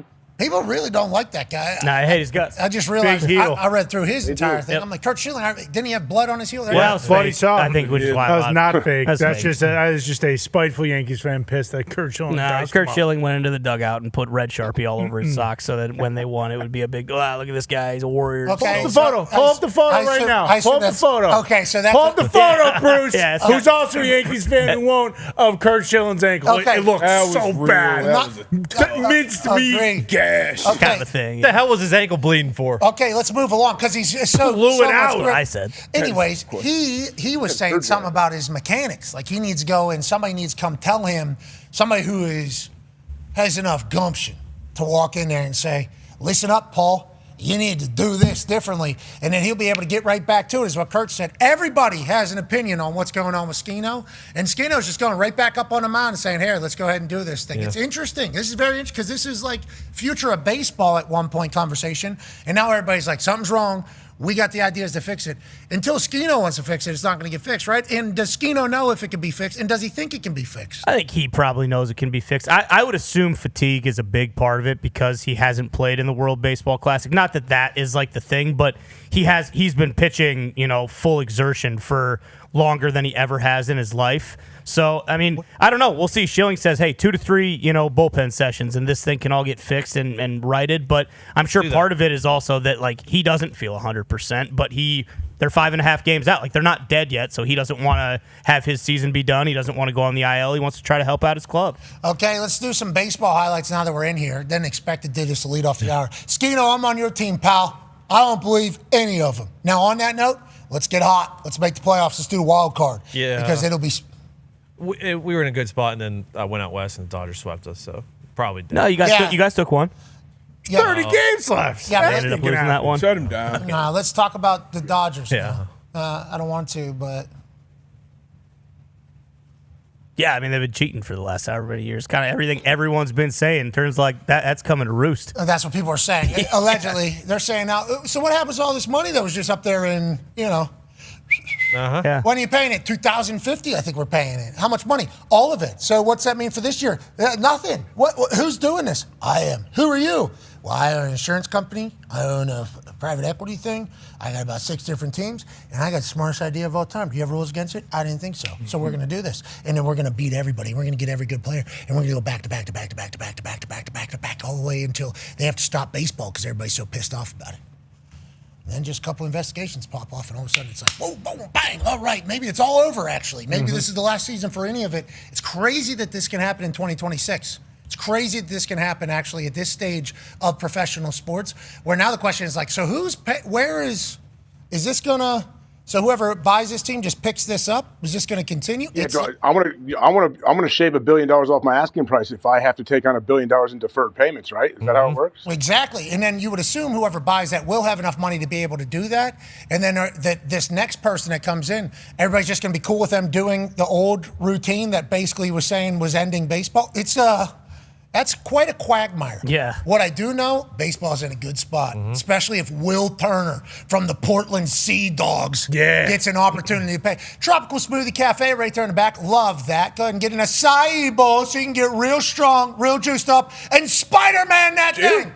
Yeah, 2 steps. Pound, pound, boom, boom. Gets up there and grabs that thing. Love what Will Turner's doing. AJ, this is what Kirk Herbstreit says has been missing from the game. Athletes doing athletic stuff. And this is a Portland Sea Dog, Will Turner, saying, let me climb that wall and rob a home run. I love everything about it, AJ. Yeah, that's pretty cool. This is kind of what you dream about if you're playing center field as a young kid. Like, hey, let me go climb the wall and catch one of these. And I don't know. Someone would have to do a study to see, like, are there more catches like this? Is baseball less athletic than it used to be? I know Kirk tries to make that argument. I don't think so. I think we got freak shows all over the place. I think Kirk's saying the style in which baseball is They're played. just hitting for power now. Kurt's like, he wants them to play baseball and think their way around the diamond. Yeah, he wants to see hitters like place balls and the Brewers, like the Milwaukee Brewers. He wants to watch the Miz and the Brewers go do their thing. Are they calling that Milwaukee yet? I mean, I don't know. That should right be. there. Yeah, it is sitting right there. The Mike's not going to be happy about it, but he should have been from Milwaukee. He's not, Exactly. which makes us believe Miz should be the Miz, and the Miz is the right Miz right now. But the Brewers, I guess, are the ones. Will Turner going up and getting it. What is that? That's timing, obviously. That's reading the ball, the instincts, like being able to read it right off the bat and knowing, like, okay, I got to go back there. I got to find where because he has to run full speed to get back to the warning track and then be able to find the wall so he doesn't run into it full speed. And then, timing your jump and absorbing the contact from the wall after you catch it. So the ball, it's a lot of stuff going into one. Jacob Young also did it, a member of Washington. Now, that would have been, a double? If he doesn't catch that? So I actually said to Bruce earlier, I think that's an inside the park homer if he doesn't catch that, because I think that's Karaman off the wall and going like way back into center field. And typically, like the other outfielders, they're kind of going to back that up. They're not playing a carom off the wall there, really. Okay, so this wasn't a home run robbery, but it was potentially an inside the park home run robbery. Now, there's going to be a donut of people that aren't going to be able to get this. Old buddy's going to get around the bases and get home. Him climbing the wall, is that an LED board he's climbing Yeah, it's an LED board that has like almost like a mesh type deal like on the front of it. I think the degree of difficulty on that one is much, much higher because that wall is a lot higher as well. Yeah, congrats to Jacob Young making a highlight type catch. And then Kyle Schwarbo's been hitting Schwar bombs all over the place at the beginning of games. And this one to end it. Boom! See ya! later. Is that dead center smash right there? Schwarber clears that thing. Yeah, you don't even see the ball come down. So he hit that probably like 450, 460 feet. Going into the bottom of the ninth, the Phillies were down 4-0. They were down to their last strike, and they claw all the way back and walk it off. I believe that was their 9th consecutive victory. So Phillies are really heating up when it matters the most. Schwarber looks exactly like the guy from Rookie of the Year. Choose the gun. Come on. Yeah, Hito. Come on. You know, he's a righty, but Schwarber's a lefty. I don't think I've ever seen that much gum in somebody's mouth as they hit a dinger there. Zoomed in on that. He knew it was over. Obviously, the place goes crazy. Shout to Schwarber having a hell of a season. Philadelphia loves baseball. Oh, yeah. Hey, the bank loves baseball. I hope that they go on a big-time run so we can watch the home field advantages as we go through. And then Little League World Series is happening. You got Panama and Canada playing right now on ESPN. Kid from Iowa might be the best pitcher out there. How many strikeouts, Ty? 15. And he's not, honestly, he's not even the best pitcher on their team. The catcher is. Wow. He's the kid who threw the no-hitter in the first game. Like, I'm not just saying this as a homer, as a guy from Iowa. I think this actually might be the year that Iowa wins the Little League World Series because they played the Bayonne team we were talking about in this game, and Bayonne looked unbelievable, unbeatable. Yeah, Bayonne, New Jersey, sure. And Iowa beats them 6-0. He also hit a 3-run homer, 15 strikeouts. Same game? Yeah. Jeez. Yeah. So Anthony exactly. Johnson Jr. is pretty good at the Weapon. baseball. Yeah, they have two absolute units on the hill, which is really all you need to win the Little League World Because Series. you just alternate, right, every Yeah. other game? Yep. And then does Anthony Johnson Jr. go to catcher like the other pitcher does? They just kind of swap. He's first baseman. He's a big boy. They don't want him. Hell yeah. He ain't going after pass balls. He's not blocking balls in the dirt. He's, He's going to first base, and he's going into that batter's box, and he's hitting absolute bombs. Exactly. Okay, so Iowa has a chance to win the whole damn thing? Yeah, very good chance. I think if they win their next game, they are already in the United States Championship. It is double elimination, so a couple teams still have an opportunity. But from what we've seen so far, they look like the team to beat. Iowa's Davenport Northwest Little League team. Davenport. Who do we know from Davenport? Anybody? Seth freaking Rollins. Oh. Wow. Freaking? Ever heard of him? Yeah. Yeah, he's from Davenport. Is there a running back from out there? Roger Craig played high school football in Davenport. I don't know if that's who where you're I was thinking going. of. But yeah, Hall of Famer. Hall of Famer. Happy Hall of Fame to him. Is that who Mad Dog was mad about stealing the signals? Yeah. Or giving it was your team? Yeah. What happened? He said that in the regionals to get to the Little League World Series, they were stealing signs on second base. Which, Nice. That's baseball, baby. That's You know baseball, what? yeah. Sorry. Hold on. So the kids that get on the second base were stealing signs and telling the people in the batter's box.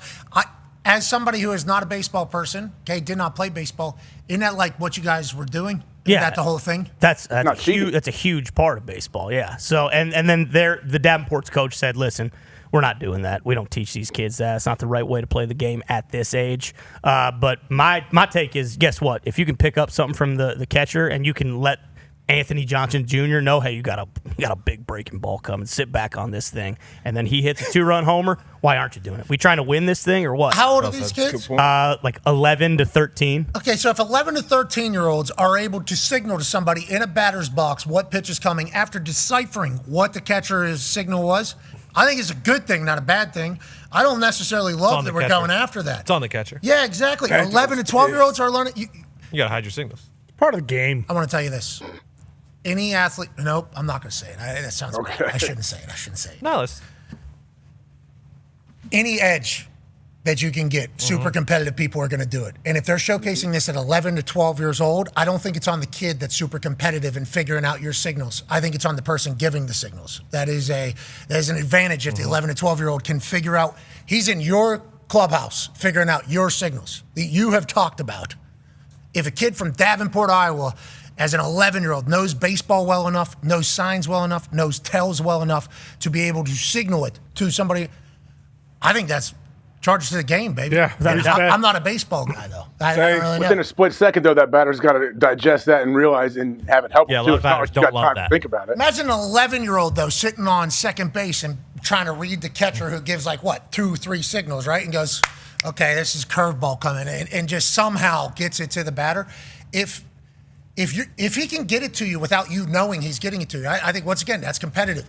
These are all in his baseball, I thought. Yeah, no, it definitely is. But it's cheating? Is that considered cheating? I need to know if that's considered cheating because I would like to go back on what I say as somebody that doesn't know baseball. Not considered cheating at all. No. In the majors, it would be a lot more complex, like the signs would be. So you can't. I'm guessing that some of these teams, like, they're just doing 1 fastball, 2 off speed. So like if the catcher's hanging that out there and your kids can see it, like you pick up on it's not cheating. That's kind of on them for either not having different signs that you can't just decipher immediately or for hiding them. That's on the catcher and that's on the other team to be able to hide those. Okay, Little League rules on sign stealing. Official stance under Little League tournament rules, relaying signs or unsportsmanlike behavior to decode a catcher's or pitcher signal is strictly prohibited. See, so I figured it was at this age that you couldn't do that. But that's bullshit. I don't like that they're cheating. I don't like that. Take it back. That's ball. And their coach said they weren't doing it anyway. So. Okay, yeah. Enforcement umpires have the discretion to use warnings or even eject players and coaches involved. So do that if you think they're doing it, And you know what that doesn't stop is both those kids striking out 15 guys on the bump. What are you going to do? You want them to throw with their offhand now because they're throwing too hard. They're pitching too good. Oh, they're coming after Iowa. It's a goddamn witch hunt against these kids from Iowa, and I don't like it at one bit. Just because they know ball a little bit. Exactly. Oh wait, these guys are way too dominant. They're beating the shit out of everybody. Let's start manufacturing some rules here. Let's make these two lefties who these young kids can't hit. Let's make them throw with their right hand next game. See if we can kind of even the playing field. Well, I think what they're saying is these stealing rules have been in here since the beginning of time. That's fine. You know what? Get with the times. Like you said, get with the times. That is part of baseball. If a kid is hey, now if we want to talk about Astros and garbage cans, exactly, cameras. doing all that mumbo jumbo, I get that. If these catchers are just hanging those signs out there and all willy nilly, gobble those things up, spit them back out. Mm-hmm. I'll tell you what, if I was an 11 or 12-year-old playing baseball and I knew what their sign was, I'd be so proud of myself for figuring out what you know what I mean? That's literally You don't think these coaches are studying the TV copy, though? These games, if you have an opponent that had played a game on TV, you are going to watch that game and see, like, hey, is this guy seriously still doing 1 for fastball, 2 for curve or changeup, and then no other dummy signals? Like, hey, guys, I think we got an opportunity here coming up this week. Telling the 11-year-olds, hey, I didn't tell you this, and you didn't hear it, but if you see one hanging down there, and you want to just give one little bang, okay, fastball's coming, everybody would be appreciative. Now, I didn't tell you this. Men in Black blue light here. You guys keep it moving. One of these kids is going to come out with a tell-all. One of these Iowa kids is going to come out with a tell-all, and we're going to learn all about the strategies you guys been doing to try to steal signs. It's also fine because if they want to, create a witch hunt and kill these kids for that, we're letting fucking Danny Almonte play in the Little League World Series when he's 18 years old. You got this goddamn 18-year-old kid with a mustache and goatee throwing 95 miles an hour from 46 feet, and they celebrated him because guess what? He threw a perfect game every single time because he was 8 years older than every other. He got drafted by the Yankees the year after the Little League World Series, pretty much. I think that's what we need to be. That's cool, though. Yeah, he was like 6. That's not cool. He was like 16 playing in the Little League World Series, and they're like, we've never seen anything like this kid. He's throwing 85. He's striking out everybody, and then it came out like 2 weeks later, like, oh shit, this kid's 17 years old. He can drive. He was driving to practice. He was actually 14 instead of 12, whatever the case. He was hitting difference. It's a big difference. Hitting the ball 350. Freshman in high school. Hey, freshman in high school playing against 6th graders. Anyways, what we're saying is if you put competitive people in a position to get an advantage, they are going to try to do it, which leads to there are going to be NFL players back playing college football this year. Ladies and gentlemen, the Browns are waiving tight end Daquan Wright. That was supposed to happen before August 30th, which is the last cut, which would be 1 week, 6 days from right now. If he clears waivers, he has an agreement in place for the 2026 season to play for LSU, per agents Drew Rosenhaus and Kyle Lincoln, who we spoke with on Friday. Wright is believed to be the first player who could play for an NFL team and then go back to play in college. Drew Rosenhaus was saying that same thing at the end about how this is history making, and even Drew said, this is not a desirable way to go about doing things, but this is the current situation. There's obviously a lot of people that have thoughts and opinions about this taking place. This is the only draft class or recruiting class that this could potentially happen to because of the injunction that was signed down in Louisiana just a week ago. He could potentially be there. Jack Clyburn, I believe, could also potentially be doing this. There's like 16, maybe 24 others that could potentially follow in the same steps here as Daquan Wright of being an NFL player who was potentially either undrafted or a late draft, who didn't get the 5-for-5 rule eligibility for himself, as it was ruled after he had to declare to go to the NFL. Now, with an injunction in Louisiana, is able to take advantage of that 5-for-5 rule, go back to college, build draft stock, and what some people say is take advantage of the system. Take advantage of the system. But what's the system? Who makes the system? Who regulates the system? It's a bunch of local judges, and the NCAA gets sued by all of them. So, AJ, that's where we're at. How many NFL guys are going to the Buckeyes? How many are going to West Virginia? I know 0 are going to Oregon because Dan Lanning came out and said, you go to the NFL, you're kind of in the NFL. Ryan Day just came out and said the same thing. It's respectable. I like those. Marcus Freeman has good said man. the same thing. Good man. Protect their roster, too. They don't want you coming back and say, hey, didn't Dan Lanning? They all say, hey, 2 players have done it so far. We got to boot somebody out of here, right? And they both went to LSU. Okay, so 2 players have done it. They both have gone to LSU. Ryan Day's come out and say he doesn't like it. Dan Lanning said that that's not the way this thing works. Marcus Freeman said that's not how this works. Their roster is also completely full, we assume, right, at this stage, because how close we are to regular season. The fact that LSU even has roster spots still available, I think, is interesting. Maybe this is a long-term design. Maybe it's potentially a forethought, like a chess play by everybody at LSU, maybe Lane Kiffin. But I believe the stance, if you were to listen to LSU, it's like, it's allowed. So tell us it's not allowed. Can he help us win? It would be tough, though, if you're a coach, and no matter how you feel, like, hey, can this dude help us win? Like, yeah, I'd have a tough time turning the guy down. I believe there was a quote that said, he either plays for us or plays against us. You know, if he's eligible to play football, he's going to play. Somebody is going to have him, especially in the college football world. And it's like with this guy, I think he was all SEC tight end last year, obviously was in an NFL camp. And he comes back after training with NFL guys to do college football season. How big of an impact will he have? Probably a massive one. Will people be pissed about this once the season starts? Who knows? This could just be the flavor of the day, depending upon how big he goes. Go ahead, Con. Yeah, I know. It just reeks of one of those things where this guy scores, week 1 when game day's down there, and that is part of the conversation. Like, how come LSU gets to use these NFL guys? But that is the thought. If LSU doesn't grab them, someone else probably will. And granted, Ryan Day and Dan Lanning are 2 guys who have said, yeah, no way we would do that. But you're telling me like a Tennessee or a Bama or a Michigan or one of these other teams would? Like, it just feels like that'd be obvious. I thought there was some sort of SEC transfer thing. Yeah. We haven't heard. We've only heard about that one time. It was by Pete Thamel. Okay. We haven't heard much follow-up. I saw it was because they weren't coming from an SEC team; they were coming from an NFL team that maybe it could circumvent. I also have to clarify. I only read the first part of the quote from Ryan Day. He said, "But we do have to do what's best for Ohio State." Okay. Which I think is kind of exactly what, if you were to ask LSU what the deal is, it's like. Certainly, we know of the rule. Will we be a part of the problem here? Definitely. But if we're not a part of the problem, somebody else will be. And you want this guy to score 3 touchdowns against us? I don't think so. So that's what we're telling our fan base in our school and our alumni, but also our locker room. It's like, boys, because of an injunction, we're able to have these guys. How do you feel? He's all SEC. Don't care how you feel. Yeah. Okay, he's coming back and he's playing in here. It doesn't feel right by anybody's standards.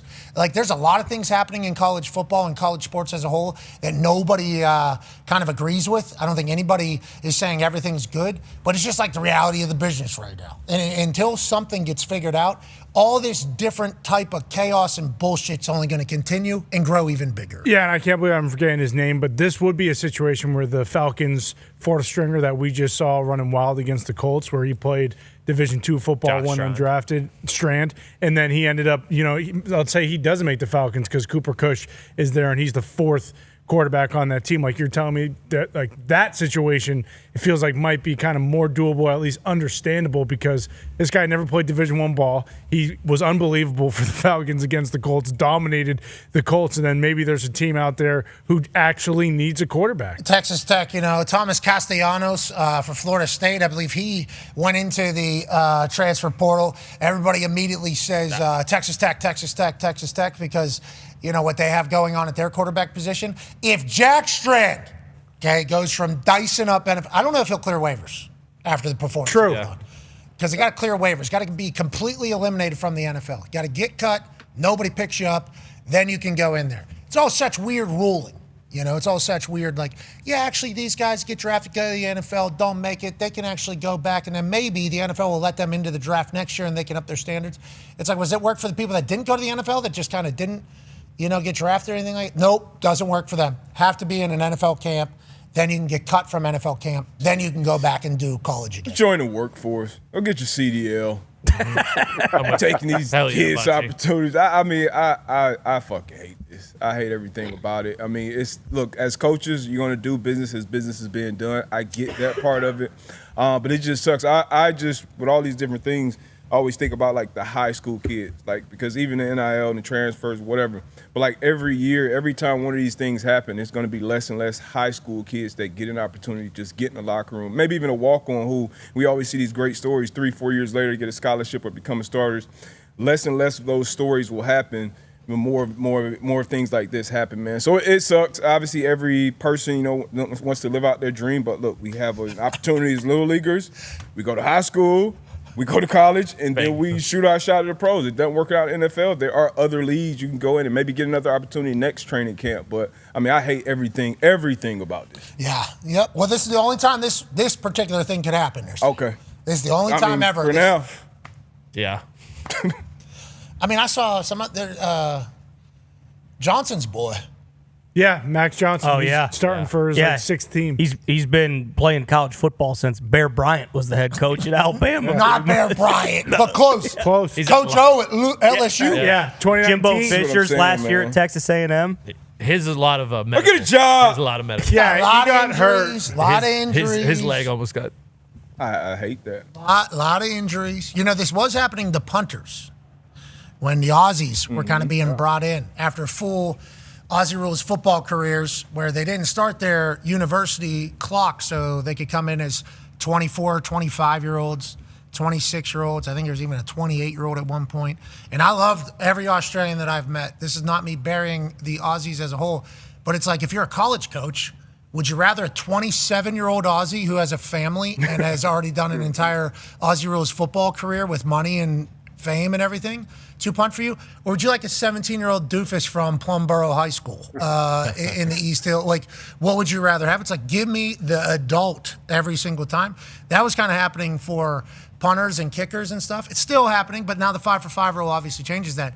Through COVID with the extra years and yada, yada, it all everything kind of blew up. And now NIL with money and employment, more money here than even in the NFL for some people. It's like, whoa, how do we figure it out?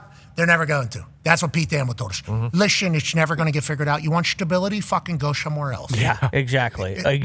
And it doesn't really happen anymore, but there used to be very high-profile cases like, Drew Henson, Brandon Whedon, Chris Winkie, guys going and playing professional baseball, and then that doesn't work out, and they come and they'll start. Yeah, Joel Klatt, sure, like starting quarterback, at like a Florida State, a Michigan, an Oklahoma State when they're 26, 27 years old, and like I think Winkie won the Heisman, didn't he? Yeah. He won the Heisman at like 29 years old. So it's like, different. Exactly, exactly. It's fascinating. Need the 5-for-5. Just 5-for-5 rule forever. Mm-hmm. It's when you're 19, you got 5 years, or the day you graduate high school, whatever that is. That's the rule to fix it. Yeah, 19 is the latest for the 5-year clock to start. Yeah. So 24 should, in theory, be the highest you could be, which is still old. I mean, if you go to school and you really focus, I mean, I don't know if you can be an engineering physicist or whatever in that many years, but you can get a masterate there. You go 6 years to 2024 till you're 24 years old. I'm still looking to graduate, but how many credits? I mean, who knows at this point, Yeah, transfer, new rules, all that stuff. Yeah, who knows how many of my credits were even real. Some of those classes felt not real at the time. I couldn't even imagine what, Yeah, there's still classes there. Yeah, definitely not, but do the credits even count? Yeah. That's like one of those things. I think if I was to transfer with my particular major, not saying every major at West Virginia is like this, just my particular majors, I think if I was to transfer, like half of them would have went to the next place that I would have went to or something like that. Oh. Like, yeah, we're not. Excuse me. Those don't count here. That's not real. I would assume it probably got easier, like post-COVID. Oh, yeah. I think. And a lot of places are just going pass-fail. When's the last time a player got suspended for being ineligible? That used to be a thing. Guys were like ineligible for bowl games due to schooling. Like, has that ever happened in the last 5, 6? No, especially, can you even do it to if they're getting paid because you're robbing them of cash potentially? Yeah, like that's Yeah, how does that work? think I Like, might does have it matter saw- what grades you get? It used to matter what you kind of had to stay eligible. Yeah, you're an employee basically of the team, not really. Are they still student human athletes, or are we talking human athletes? Better be. Did I see Michigan for freshmen? They're not even doing grades anymore because it's too stressful. Oh, pass fail. Pass fail. No, not even pass fail. What? Just go. I could be Go wrong. up. I could be wrong. I thought I saw it, Soft. but there's a lot of stuff on the internet I see. It's not real. So The internet's swinging a hot bat Good right weekend. now. Yeah, swinging a hot bat right now, I'd say. Rick Pitino, you read Rick Pitino's tweet. did I? Yeah. Two of my favorite universities for their academic and athletic excellence are Notre Dame and Michigan. I just read Michigan is going to pass-fail for liberal arts and sciences for freshman year. Is this what you read? Maybe. Or did you read the same thing that Rick Pitino read? Maybe that too. Okay. I don't know for sure. Hopefully, Rick. I wish I knew. I'll tell you what. Brown University is real. Okay, good news. What's happening to us? Pressure brings excellence. Don't get soft, Michigan. It's not what you're about. Rick Pitino don't like it, and neither do I. I side with Rick. Me too. Now, Brown University, I learned whenever I became an Indianapolis Colt alongside Colin Clordy, who was a Brown University draft classmate of mine. They were pass-fail the whole place. Yep. Have been for a long time. Whole place. Whole time? That's Ivy League, right? Yeah. Oh yeah. But that's why. Yeah, that thing Wait, what do you matters. Because you're not a dipshit if you're getting in there. If you're going to Brown, like you actually care about school, you're probably going to classes. So like, you don't have to worry about some slapdick going in there and doing what most of the people who are in school there want to be in school. So I think the pass fail just kind of works. Yeah, that's not how Still I took crazy. it. I took it. I was like, oh, you got good family relationships. You get a skewed up score on your ACT, get into Brown. Who cares what you do? Pass, fail. You have a Brown degree for the rest of your life. Mm-hmm. Yeah. Colin Clordy, very smart. I think he's like a lawyer. He's like, To Ty's point. yeah, to Ty's point. Yeah, he was a super genius. I'm talking about me, guy that did not go to class, got loans out to have a good time. But there probably are situations like that, where like a kid's dad went to Brown and so did his mom, and he's a grade A slapdick, and but he's okay. Pass, fail. Yeah, exactly. What does that mean? I got to get 51? Or I think an F is like 60. 60, yeah. Yeah, 59. So you got to get to 60. Yeah. I think a D plus, isn't it, to pass?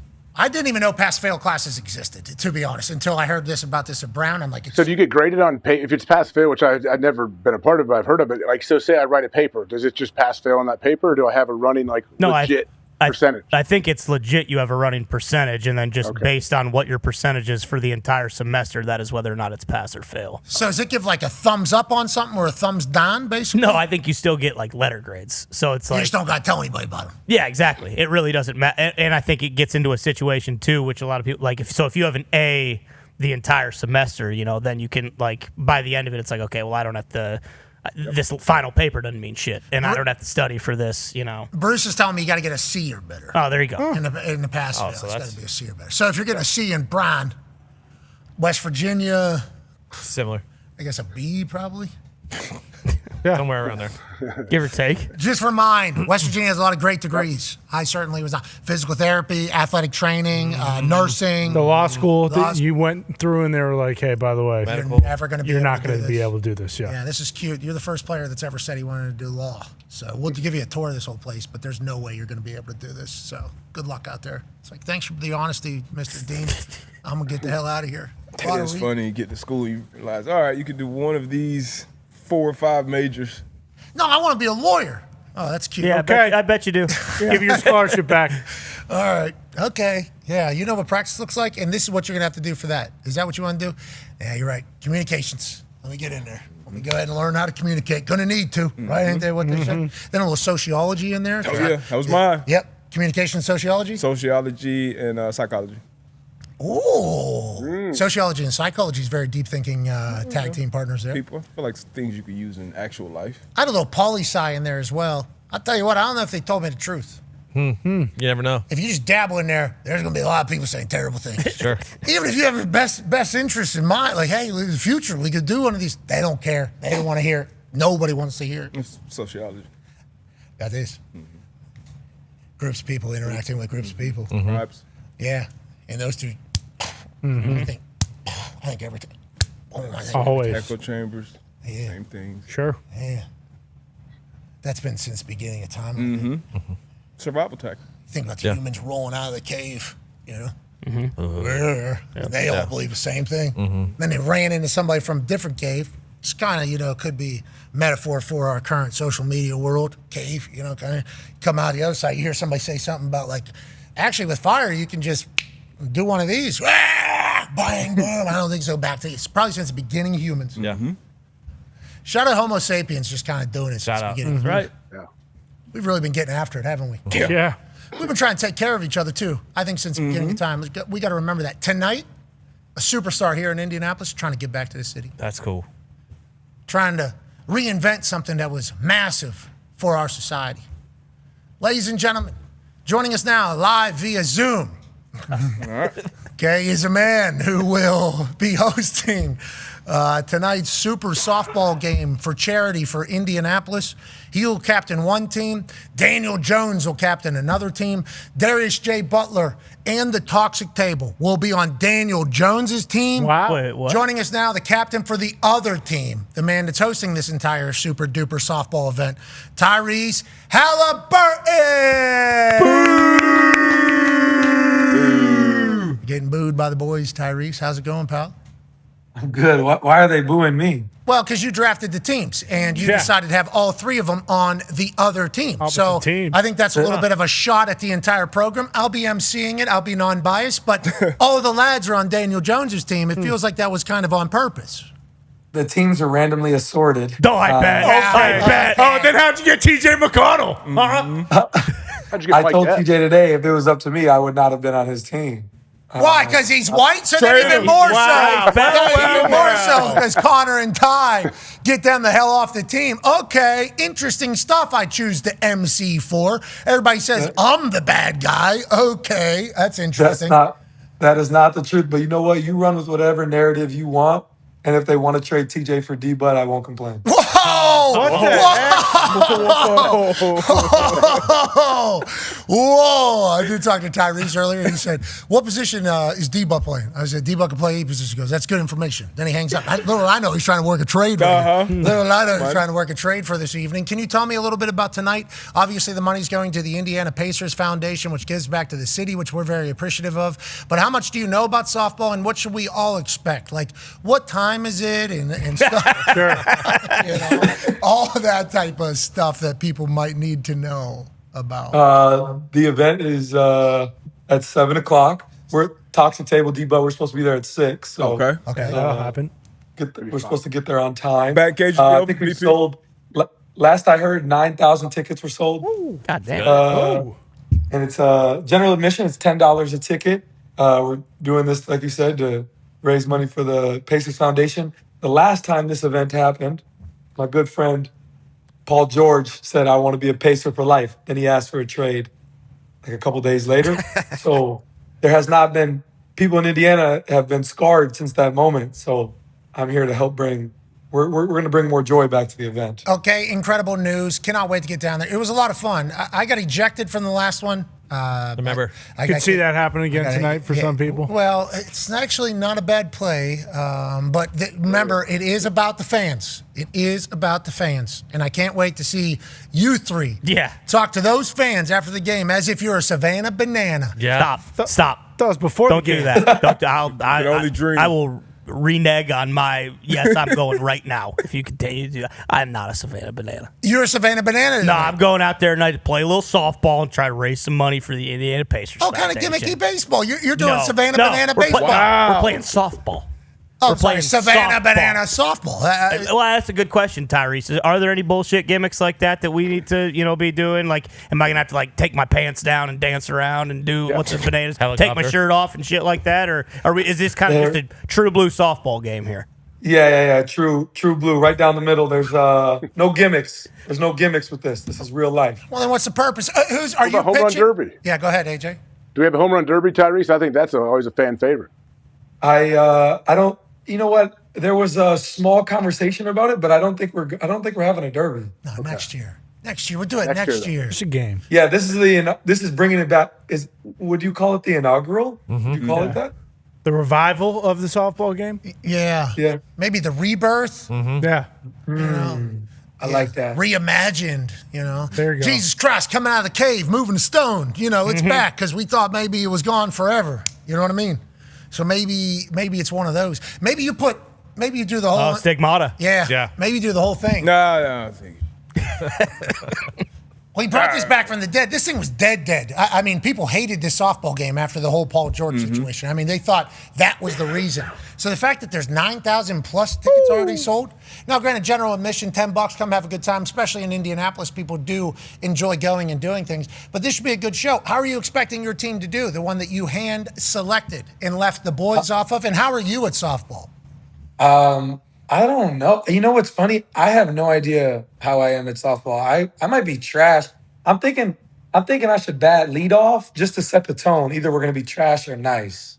Okay. And I'll probably play second base because I want to be on the infield, but shortstop and first base, I feel like get too much action. So I need to be second base.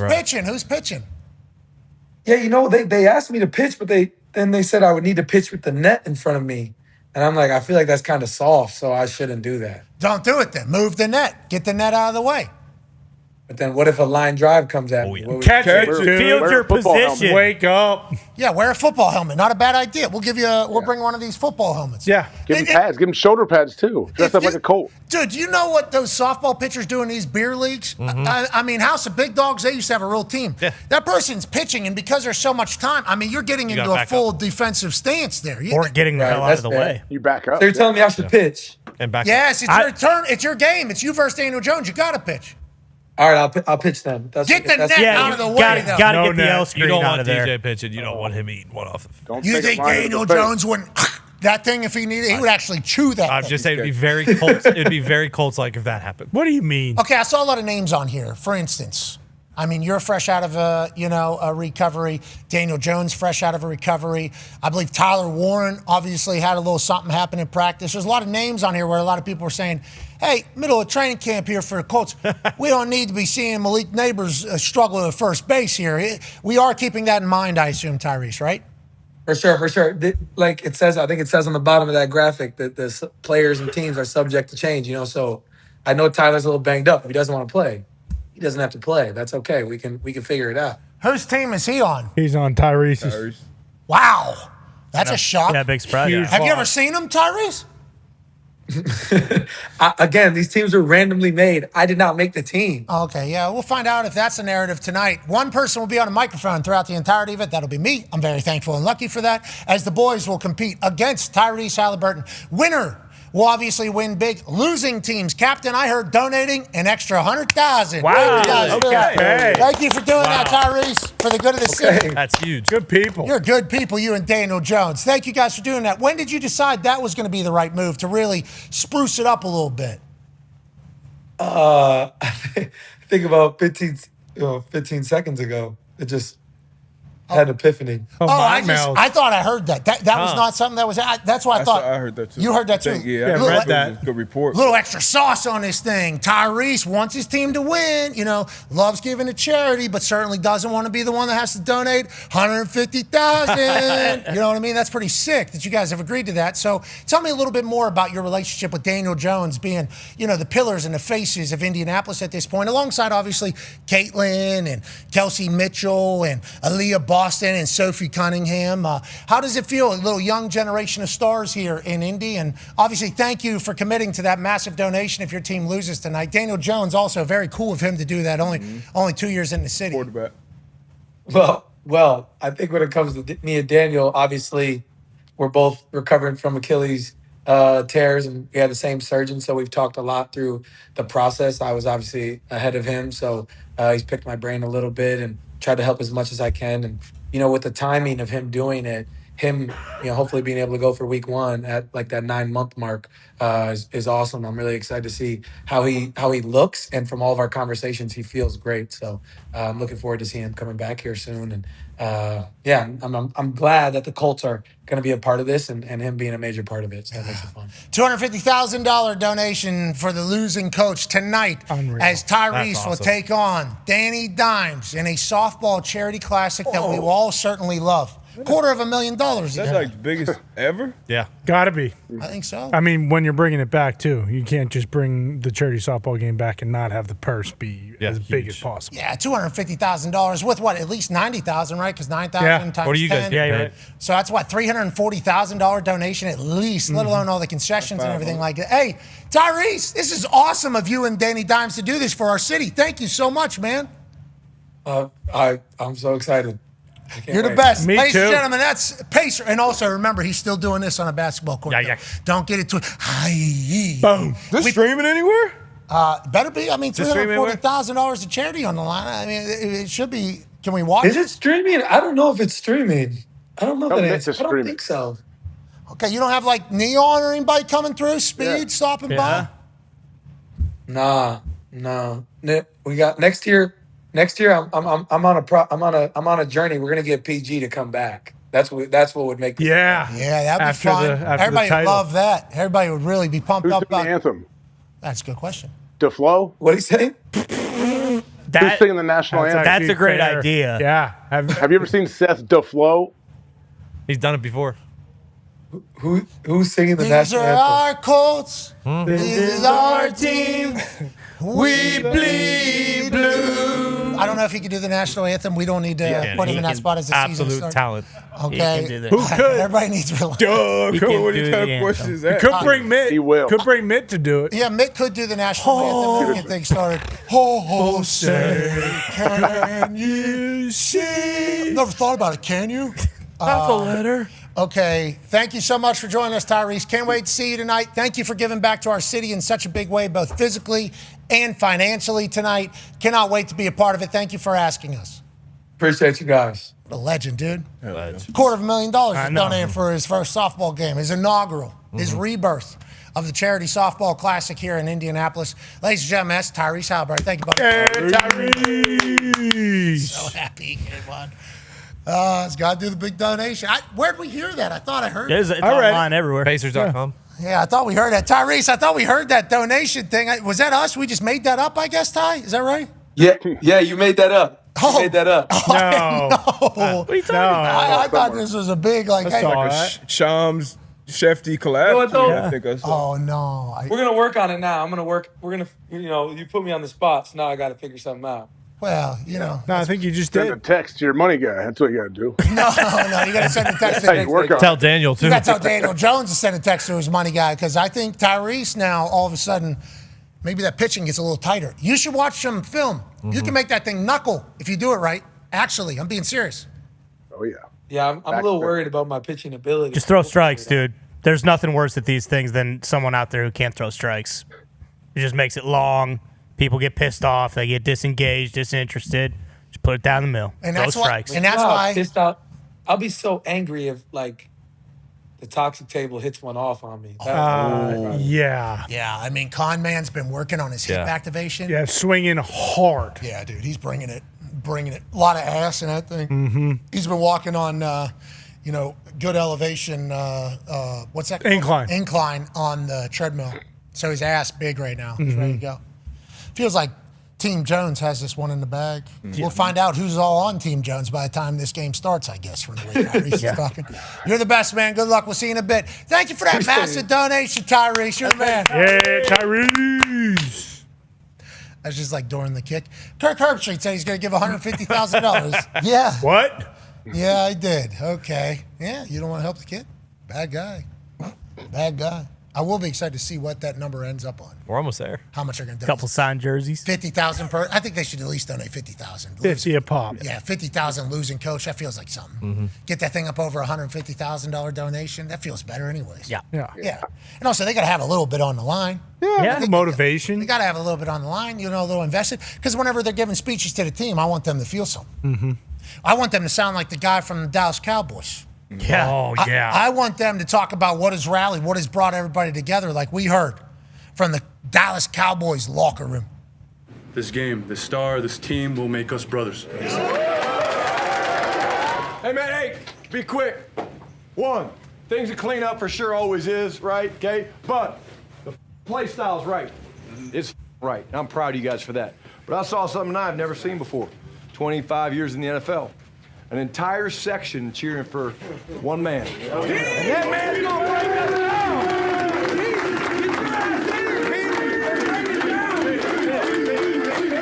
Well, that was an incredible win.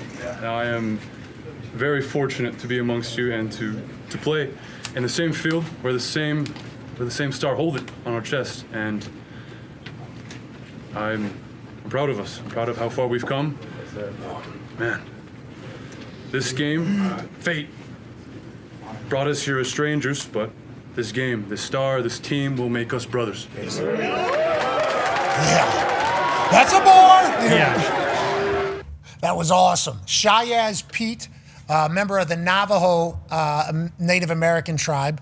And Shayaz stands for younger brother or little one. I'd like to see the. I'd like to see the. Is it an ironic thing? I have no idea. Yeah, did they name him that whenever they're watching him as a young lad? I'm not sure. The Native American contribution to sport, to football, has been happening for a long time.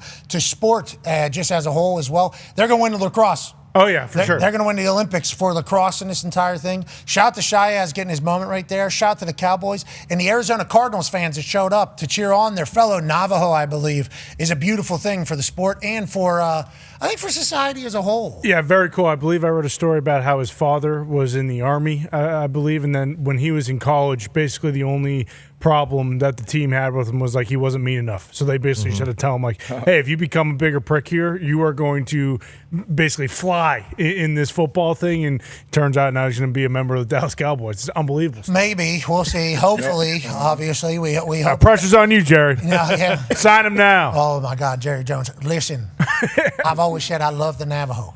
Okay, Cherokee tribe, a little bit easier to work with, but I love the Navajo as well. There's a lot of little on the Seminoles down in Florida. It's like there's a lot of influence still very much by the Native Americans. And I learned about the Seminole tribe when I went on a trip down to Florida. Oh, geniuses. And then now with the sports gambling thing that's going on down there and everything, and the gambling, it's like, I don't think so. Hopefully Shayaz gets a good chance at a run. The highlight they were showing wasn't like a great highlight. So I'm happy he was on the field for a touchdown, but I didn't like the angle in which some of the highlights were running. Shout out to Shayaz Pete. Speech is awesome. Yeah. We always talk about, you know, how much we love or hate speeches, whether it's like, and it's usually from like guys that you expect it from. Like if you're hearing the same guy giving the speech either before a game or after, it's like, all right. But like those like unsuspecting ones, like the guy that never speaks up or the quarterback that maybe not be vocal once he speaks, that's when it's kind of different to hit home. And I felt like, you know, that one definitely hit home. That's one of the ones where it's like, oh man, that's what we always talk about, missing a locker room. That's one of those post-victory moments where somebody gets their shine. Obviously, I hope he makes the team. That's, you know, we'll see, but that was awesome. Yeah, that was awesome. Also, kickers are awesome this preseason. Let's go to Carolina. Ryan Fitzgerald, who was a rookie last year, was 24 of 29 in his second year out of FSU. Hey! 61-yard bomb. Shout out to him. Jax DeVille even sees it underneath. Has to say that's special. It certainly is. Even if it is preseason, it's still an absolute bomb. Let's go to Green Bay. Mr. Smack out of Florida. This guy's been a saving grace seemingly early for you guys, Ty. Yeah, without a doubt. He hasn't missed yet in the preseason. He was 4 for 4 again in this game. 59-yarder there. He had another 50-yarder. This is the most excited thing I've been about from the preseason so far with the Packers is how good he's been. Yeah, a guardian of victory is how Jim Harbaugh describes his kicker, especially if it's a good one, and Cameron Dicker. You want to talk about a good one? Let's go to a Super Bowl champ, Harrison Butker, from 69 yards. Hits the bottom of the net, would have been good from 70 plus. An absolute animal. Was dealing with a little bit of injury last year, I do believe. Was off his game. Spent the entire offseason getting back to who the hell he is. Hits a 69-yarder in preseason. The boys go absolutely crazy and berserk. Ariza is the holder. Perfect snap, perfect hold. Absolutely clobbered. Maybe a little bit of a breeze behind him, but who cares? You got to kill that dude. That's unbelievable. 69, got a tight draw in it, like you said, would have been good from 70 plus. Incredible from Harrison. AJ, these guys are talented. They can pull up on you from anywhere. We're going to see a 74, 75-yarder at some point. Bucker would be one of the guys that could do it. I think there's about 5 to 6 of them. These guys are only getting better. Hopefully we'll get better someday, but we'll continue digitally. Be a friend, tell a friend something nice might change your life. Goodbye. Okay. Got a little self-deprecation in there about us getting better because Who knows if that'll ever be able to happen? I watched a clip from us from 4 years ago earlier today. How was it? Basically the exact same. I know a lot of people saying we're very different. We are not. That's what I kind of learned through it all. So hopefully someday we will figure out how to do this and get better at it. But until then, we appreciate you all for watching. Butker hitting from 69 is crazy. It's insane. Well, and that's the thing about there wasn't preseason. a huge tailwind either, right? Like there was wind, but nothing crazy. No, this is just At sea obviously level? down there in Tampa. It's hot. It's hot. Humidity, thicker air can either help or hurt depending upon how you view it. Whatever the case, Butker just absolutely stroked that. Because obviously from that far, you have to swing hard. So whenever you swing hard, there's a chance you pull it, you hit it a little bit fat. That's why you see some of the long balls be the most disgusting balls. They pull them way left or push it real short because they hit too low. Him hitting that thing basically pure for a 69-yarder, mentally, the amount of restraint that you have to not swing out of your shoes, if you will. Man. And then for him to have a lot of yardage left on that, special leg, special talent. And obviously he, last year, didn't have his best year, and he didn't look like his knee was collapsing on that for the first time in a long time. Yeah, it's not a lot of things I think players or whatever can do in a preseason game. And it's like, oh man, this really got me jacked. I'm ready to go for the season now. But for a kicker, you talk about this. Harrison has been one of the best kickers in the league. Since he's been in it. Really, obviously he struggled last year. You talked about the injury, but for him, I would assume this is huge for his confidence going into this season now, making a kick like this. You can see the reaction from his team. Like, this is a team, these are quarterbacks who won multiple Super Bowls and they run on the field like they just did it from a preseason game. Yeah, jacked up for him. Watch his left knee here. Remember, in years past, it had been collapsing. Kick that thing, gets leg lock, stays on both sides there. Remember, he had been dropping down to his knee. Yeah. So something had been going on, maybe a little meniscus, maybe a little some sort of tear. He gets full leg lock on this thing. Boom. Bang. A little bit of a draw. Looks like the wind, a little right to left as well. What a beauty, man. What an absolute beauty. Is Butker back? Will that help this Chiefs team? Certainly. Is Patrick Mahomes going to go on another Super Bowl run? Obviously, the odds think they're going to win the AFC West. That's a tough division. That's a tough division. Did you like Holden, honestly, watching the rise of did you like Holden? That seems like I'd be pretty anxious heading out there, especially the better your kicker is. Like, holy smokes, I could ruin this whole thing. Yeah, if Adam Vinatieri misses a kick, I don't think they're thinking it's on Adam, right? I think they're probably thinking it's the guy holding the ball. And I knew that. Yeah, I didn't sleep the night before first game, not because of like punting, which I'd never really done NFL-style punting in a game before the matter, is because like holding was just like, that was a scary thought. Yeah, and you got to be right on. Like if you're off by half an inch, it changes the leg swing, it changes the approach, it changes the stand. Yeah, it sucks. If you have a great snapper, like that ball right there was perfably snapped. I mean, that thing was laces perfect right over the spot. He was pumped too. And that's on the snappers too. A lot of people don't know the laces. Obviously, growing up watching Ace Ventura, I didn't know that the laces are on the snapper. Yes, in the NFL, the laces are 100% on the snapper. It's how they're being judged, actually, on the snaps. It's like, that's Winchester. He's been there a long time, I think. It's perfect snap for him. But, I think, Finkel-Einhorn situation, everybody says it's on the holder. Holder can definitely make snapper right. With how quick everything happens now, though, the laces are 100% on snapper. You need to get them at least in the area of the front. And that's like the attention to detail that professional athletes are under. You just need to snap the exact same ball, and then we'll catch it at the exact same spot, and then the laces, in theory, should be forward. Yeah, but if I'm a little bit more juiced up and I spin it faster, it's like, don't. we need you to snap the same exact ball. In pregame, you'll kind of bounce around. Like Overton was really good at snapping laces. He had a very smooth stroke, but you could tell if he was a little tired maybe one day or if he was a little juiced up another day because the rotations were either faster or slower. So you either move up like a third of a yard or move back like a third of a yard to kind of find where he's at for that particular day, and then you just go off of that for the rest of it. But this is a perfect snap, perfect hold, absolutely stroked. And go ahead. What's the typical, what was your operation time? Snap the whole kick. 1-2-1. So as soon as from the ball moving to the ball being kicked, like 1-2 to 1-5. 1-2-5. So that's like 1 right now. Snap, hold, kick. 1-3, 1-4, you're dancing with block from the edge. DRC. Yeah, because everything looks like it's this close coming around the edge. Whoa, and it's like, well, actually, we know the exact time that. If you're line right, it shouldn't be able to get there, should it? If you get the kickoff in the right, like it shouldn't be able to get around the wing and block that if you get it off in the right time. Right there, yeah. So this is probably a 1-2-6 if I had to guess, because of how close that guy was. Probably maybe a 1-2-7 in that area. He's a little bit longer too. Might have taken a little bit longer steps, whatever the case is. But yeah, because he got it off so quick, that's why it didn't get blocked. Every kick almost gets blocked. off the edge. That's like, we understand that's happening. And the guy who's the wing, he's just trying to push him to slow him down so he gets there by 1:35.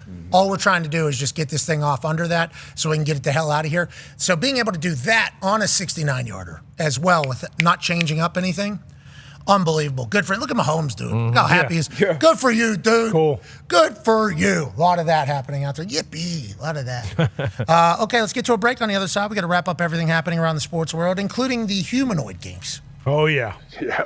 These things got no shot against None. I'm 39, not going to live that long.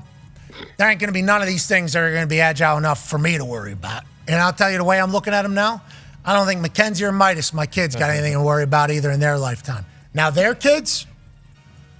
Maybe. Maybe. I didn't like them marching together. I mean, I don't know. That's pretty machinery, you know? They advance pretty quickly. I don't know if you, it takes some things advance pretty They quickly. were good at the celebrations. Leaps and They had that down. Yeah, but all of us can, you know? That's all we got to. for now. Yeah, unless they got a Yeah, gun in for there. now. I was mean, gonna say, I think why that's don't they the build worry. bigger ones? Is once you give them weaponry, firepower, and then They steal your we're firepower. dealing with something, horse of different colors. You're talking about this thing right here? You're talking about this thing getting a gun in its hand? Yeah, right. Yeah, That's a tough Well, no, one. That thing ain't No. never going to be able to Can't turn operate. corners. Not that one. Not that one. I'm talking about the one that, allegedly beat Usain Bolt's time. You Yeah. give him dual Uzis and he's running around like that everywhere. Good luck. That Unlimited thing's ammo. going to be tough to take out. Okay, I mean, I guess I didn't think about Yeah. Yeah. unlimited ammo Yeah, on both Madman. hands. Yeah, Madman. Yeah. I didn't think about that. A Chinese robot runs 100 meters in 9:39. I don't believe it, by the way, looking at it. I think I this is don't- a it different looks clock. weird. Looks slow. Looks like Usain Bolt could smoke all these things, but they're telling us that that's 9:39, so I guess we just got to believe it. Yep. Well, it's the Chinese. You got to remember that, too. Oh, Who knows? Can't what really believe anything. ulterior motives they got. Dead? Yeah. Well, it is dead. Yeah, Ray couldn't stop, Imagine if he had two swords in his hand. Good luck. You gonna go stop it? You gonna shut him down? Well, you think you just got to move, right? You just got kind of like when that buffalo is chasing you out there. Yeah, true. You kind of just got to move out of the way. These fuckers can't move. I mean, Yeah, the one in kinda- the middle. They don't have any side to side. You're right. Yeah, but like still, crocodiles. they will eventually. Someone will figure it out. Oh, that blue one. Yeah, blue one came back. Walked his ass. Yeah, I think he had eyes on him. In the blue one, they said, this fucker's a closer. You know what I mean? They put it in him. They coded him in. That's my favorite part. Yeah, they all died. Yeah, it's the best. Stretching them all. Just like horse racing. Hey, you know how they say some gave all? All gave all. man. Yeah. All gave all there. Oh. Yeah. I mean, Yeah, This Messi's doesn't on. look real. Well, Messi's putting it up Hit it. over top of Hit that it. thing. Look at that. I do like that. Looks like Ronaldo. Oh, Miss. Exactly. That's what I'm talking Stomp his about. head. Look, yeah, we kick it now. soccer kicker's head right there. They showed it. Yes. Oh, he won. Is somebody controlling these things with a remote? Some of them Some are. of them are. Hey. Some of them are not. Some of them are not. Oh, Miss. here- teabag. I thought he was gonna Ted teabag. Lasso. I don't know if that's particularly a remote or if that was just kind of coded in, but whatever the case, I like this one to dance better than everybody else. I was going to say. Is that a bit of Hulk going on? And What? No way. No. That's not real. that had to be in slow motion. I don't know, guys. I don't think they're just 188 levitating. centimeters, Grump. What are they? What are they? It's carbon fiber. Holy shit. No way. What are No Not a way. chance. Uh-oh. What if he had two guns and he's shooting over a fence right there? Now he's back down. We're deploying poison. Oh, What? Jesus. Oh, is this triple jump? I didn't even think about Whoa, that. look at that Okay, guy. Get the stop. hell out of the way. What is this event? Sorry, is the humanoid saying. Sorry. Walks it back. See, that guy should just go left hook right to the head just to see what happens. A medal. Oh, no. Exactly. Break his hand. Hey, leg drop, brother, right there on that thing. Uh-oh. Oh, these things are World Cup. loafing. Yeah, that's what I'm saying. They don't have heart. They don't have Not energy. this guy. Loafing. Oh, yeah. foul. Coming at you. Hey, physical So football. they can't get up? Roy Keane. No, Once you're down, you can't get up? Is that how it works? Doesn't appear that. Some of them, yeah. Blue Turtle? Yeah, it gets flipped over on its shell. What's going to happen here? Finish.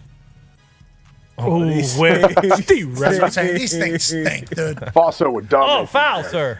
Yeah, Fosso would beat all of these guys. Wow! Punch Yellow in the face. card to number 2. To his face. Right to his face. Flame Oh, thrower. penalty. Goal! That goalie's terrible. That goalie didn't even move. That was a bit of a strike, though. Wake up. And then we get to the. Yeah, that one. I can't turn. Trying to What is angle. this? Is this Hold on. dancing? Is this Is that Jabberwockies? David Blaine? I don't believe that. my gosh. I still don't What believe is that for? I don't know. It's a high jump, dude. All right, we're done with it. We've seen it. We've seen these guys. It would be sweet to have one in your house if it like could do like random stuff for you. Vacuum. You for now. You'd want to put a gun in his hands. I can already tell. Oh, no, because he'll turn on me eventually. I'm not putting a gun anywhere near that. I'm not giving him any codes, any safes either. Good idea. Figure it out. Yeah, take care of the bees. You don't think he'll be able to send? Yeah, definitely take care of your beehive that we have. We definitely got to follow up on. You don't think this humanoid will be able to go up to your code or whatever and just feel where you have pressed a bunch and just say, "Oh, there's only about 1,000 different variations of these 4," and then just, and then everything's open. Maybe I am a little worried about these things. That kind of does worry me, actually. The more you say that, that does worry me. And you can't put a Sawzall on it either, so don't. What's that? He knows. A what on it? I'm not familiar I don't know with what the you're talking term. about. Yeah, Saw? Sawzall. Sawzall, yeah. Tony's talking about having sex with one. Yes. Gee, Oh. guys, come on, guys. That It's just a happens. matter of That time, happens. Tone. That's already happening. Yeah, you're right. We're going to be obsolete. I think I might have missed a convo that you guys certainly have had. So you guys found out about somebody fucking one of these things? Well, he's one of the best O-line breaker downers on all the world. So. All right, Who let's are get you to it. talking about? We'll be back on the other side. We're going to talk about everything happening around the sports world, not the humanoid world. We already covered that. I guess that would be one guy that you would certainly look to and say, yeah, he might do that. It sounds like you guys are saying he is. I'm thinking he's thought about it. He may have looked into it. Happy I got left out of that. No, I would have some follow-up questions. Did you guys hit him with a couple follow-ups or no? No, I don't Never. like to dive into his brain very much. What a spooky place. Yeah. What a spooky time if these humanoids do get little guns that you guys are saying. I didn't even think about that. Yeah, that's what worries me. The gun, or like AJ said, 2 samurai swords, and then they, program it so that its top can swivel, and it's just moving around like a top, swinging these things and just slicing people's heads off while running forward. That's going to happen, honestly. All right, I'll take back what I said at the beginning of this. I don't like what I just saw, and I, for the good of my daughter, would like to kick the heads off all of these things. There you go. Okay. We need red cards, these things, not yellow cards. Until they put jetpacks on their backs. We need some mobile EMPs. Yes. Boom. Yeah. Knock out all the power. They're going to have their own defense. AJ said, you don't think they've already thought of that? They've thought of all of it. I gotta get it. I'm going to keep them on my side, though. How are the bees? We got a big day, big week, actually. Yeah? What's going on? And I mean, you guys don't deserve any information anyway. It doesn't matter what I say. You guys, you don't know what's going on. I got about 5 or 6 frames full of bees out there. I got a queen that's cruising around. I need to, this week, I need to confirm if she's laying eggs or not. If she's laying, then we have a chance to make it through the winter and be good. So, yeah. Big week. The last one. Big week. The last one didn't lay eggs, right? That's why you think that they potentially. Yeah, or they killed her. Yeah, something happened. She was not living up to the standards of the colony, so they said, get out of here. So you brought in a Russian queen. Yeah, they can make their own. They can make their own queen, but they were not in the process of doing it. And I had to. Time crunch. August. Need to get going. So. Can you bring them into the home with your family if she doesn't lay the eggs and you want to keep them alive for the winter? No, I've talked to some other people. Talked to another guy last night. Extended family member gave me a lot of good tips to help me get through the winter with these guys. Okay. These gals. I think you need to go give them a hug every day. Keep them warm. They've been great. Very, very calm. Very, not erratic. They're doing good. I like to hear that. Congrats to you. Well, the Hawk Hive King. There's one queen, but there'll always be a king. That's right. And that's this guy right here. Yep, that's You're right. the best. All right, we're back on the other side covering. We kind of covered everything, didn't we? Yeah. No, there's others. Be your friend, tell a friend, something nice might change your life. Take 5. 5.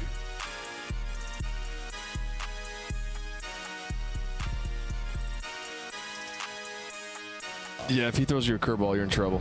That breaking ball, good luck. It's pretty nasty. Think he's gonna make contact? No. If I were you, I would just start swinging as you listen. Do you think I make contact? I can barely make contact against him.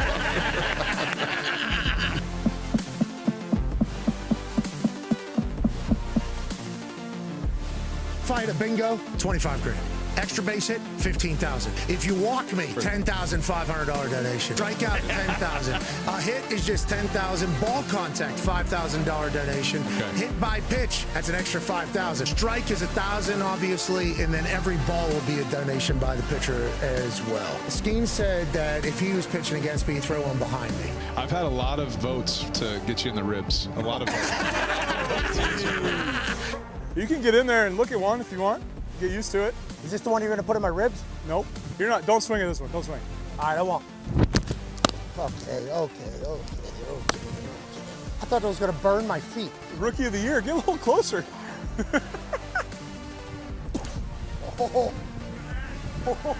Just got a cramp in my left chest. All right, no balls, no strikes. Yeah, okay.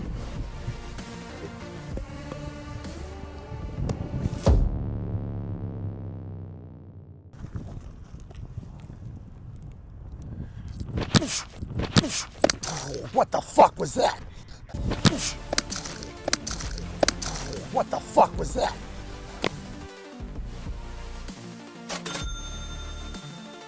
I like that you let it go, though. Yeah, first one. Yeah, I like it.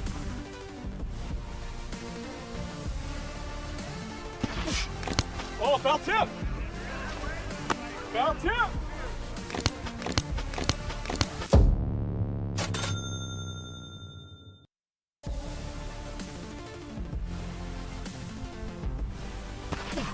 Oh, where'd you go? Pat, where'd you go?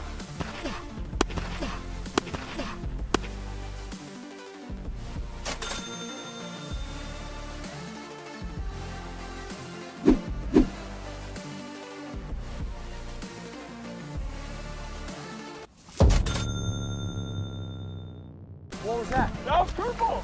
That was a strike. That was right there. Hey, thank you for your donation.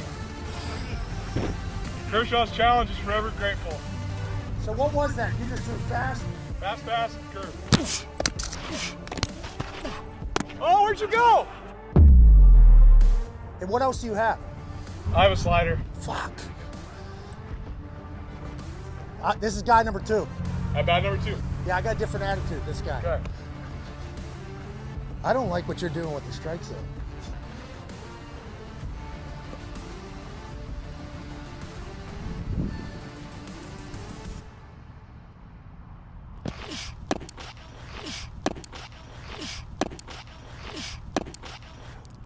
You're on it.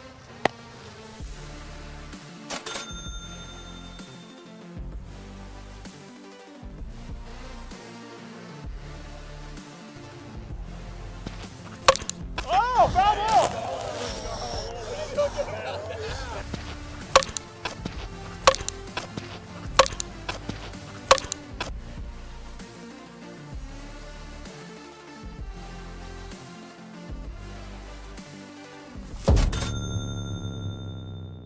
Foul ball, you got me though there, right? Yeah. Contact, okay. Yeah.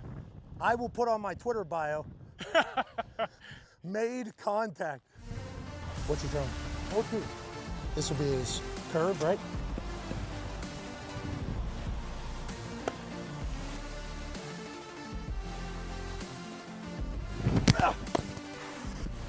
That's all I got right there.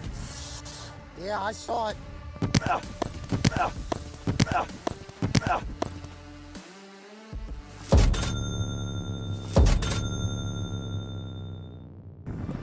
Hey, fastball away.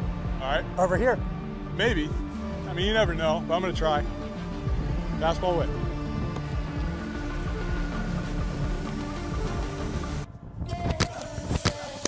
Oh!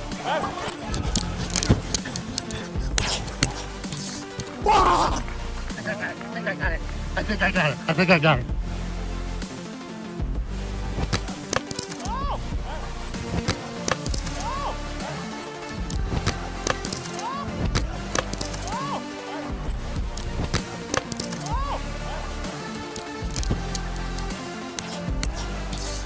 That was legit. Did that hurt? Yeah. You got jammed. Thank you, dude. We'll count that as a single. Infield single.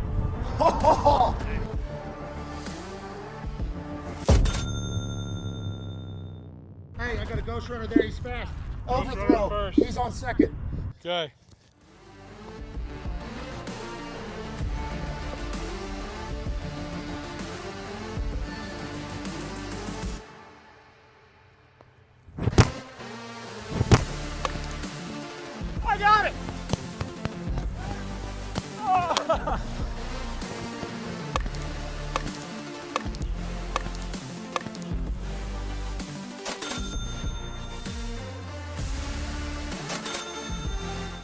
Hey, good work, dude. That was awesome. I knew the curve was coming right there. You did? Yeah. How'd you know? Just because I thought because I made contact. Oh, yeah. You read You're my like, mind. all right, let's fucking make a Yeah, one. Yeah. you got it. You told me fastball away. Yeah, I cut in a little. You got jammed, but contact. Like I was aiming away through a two-seamer, and it's supposed to kind of run, but it kind of ran the other way. I didn't think about the punch-out pitch. Like I was sitting there. Yeah. I'm like, he's up 0-2. You're definitely gonna hit me with something. Oh, where'd you go? Good catcher, got you there. I think I got on base. That's an infield single. You know it. You've had enough of those. Did you see his face? He said, I don't know. I don't know about If that's that. real, he said. Mookie's a good shortstop, from what I remember. I'll give you one hit. Give you one hit, one foul ball, and then I did catch. Does that count? Because I caught your foul ball? The catch definitely counts as a Okay. 2 for there. Okay, there's a few swing and misses. A lot of swing and misses. So yeah, you just let me know. We appreciate you Yeah, being a great thank American. you, man. Good luck. Thank you.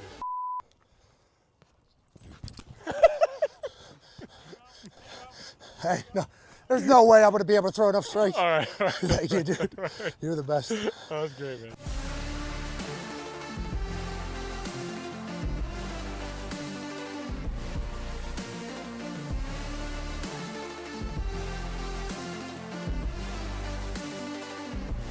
Hey, Why? let's go.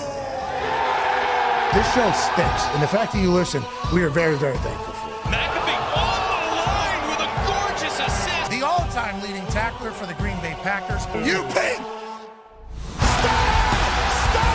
Damn it! Your friend tell a friend something nice could change their life.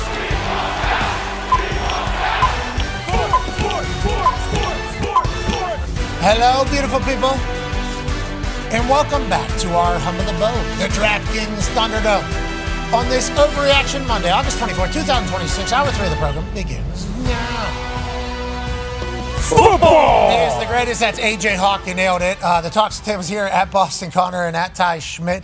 They, alongside 9-year NFL vet Darius J. Butler, will be playing in a charity softball game tonight. Here we go, boys. Here we go, boys. One half of the hammer, Dahn. Cowboys AP Tone is here. Tone, who's the favorite for tonight's charity softball game? Tyrese Halliburton will captain one team that does not have the boys on it. Daniel Jones, starting quarterback for the Indianapolis Colts, will captain another team. They do have the boys on that particular team. Now, all rosters and players are subject to change, says Tyrese Halliburton, just hours before first pitch tonight. Who's the favorite to win this, Tone, and how should we be viewing it? When I first looked at this yesterday, when I saw it, I gave Tyrese's team a slight advantage, minus like 120. But it's basically a coin flip. This is one of the better matchups you're ever going to see in an event like this, especially so late in the summer. You know, normally you see these earlier in the summer, people aren't as serious about it. But now that we're into camp and stuff, it's going to be an absolute barn burner. I mean, on Tyrese's team, you got Josh Downs there, obviously freak show. Cam Bynum, freak show. Yeah. Bryce Batcher, freak show. I mean, he got drafted to play in the big leagues, so yeah, that was the he's the Oregon linebacker. Remember, baseball guy. Then that was the name I saw. Yeah, he's hitting dongs all Tyler night Warren for sure. Yeah, he's Is Tyler unbelievable. Warren in yellow or what? I think he's Halliburton's team. It says he is an active player, but again, that could be a game time decision. Because I bet since you he's he technically can hurt. mash. I would assume he can too. I would assume T.J. McConnell, from our understanding, was going to buy pants for this thing. Yep. Let's assume he's going to be Respect. pretty He's a locked dog. in. Emma Halter, she goes for it. We know that. Andy Ignite. Absolute. Yeah. Bumps that spike it. That's the way we like it. Yeah. Yeah, absolutely. Get ready for that. That is she. So, yeah, actually, they're like, what, second best team in the league or something like that? I believe so. Yeah, something like that. Riley Leonard, going to be good. Yeah. Going to try really hard as well. Let's see who else is on that. They're all on. They're all on Tyrese's team. Yeah. They got They're Simone not- Biles. Laquan Treadwell. Simone Biles is on the other team? Yeah.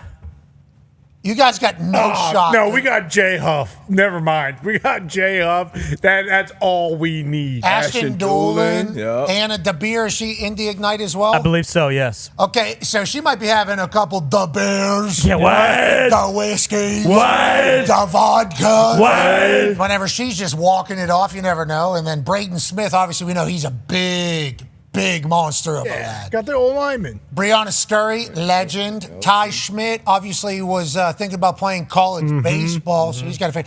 Darius J. Butler, he could play any sport professionally. Yeah. C.J. Allen going to be unbelievable. Caden Curry, hometown kid. So I think a lot of people are thinking Team Tyrese probably going to win in a landslide, but I know you guys aren't going to let that happen. Not a chance. You need to swing from the right side of the plate, okay? Don't get cute. Yeah, I'm sitting on one. I know. I was thinking about that. Yeah. Right-handed hitter. Switch it up. No. Don't listen to that. Switch hitter? Unless we did this in the office. We did this thing. He is an absolute stick from the right side of the plate. And then he got a little too cute, decided to go from the left side. It's just not the same.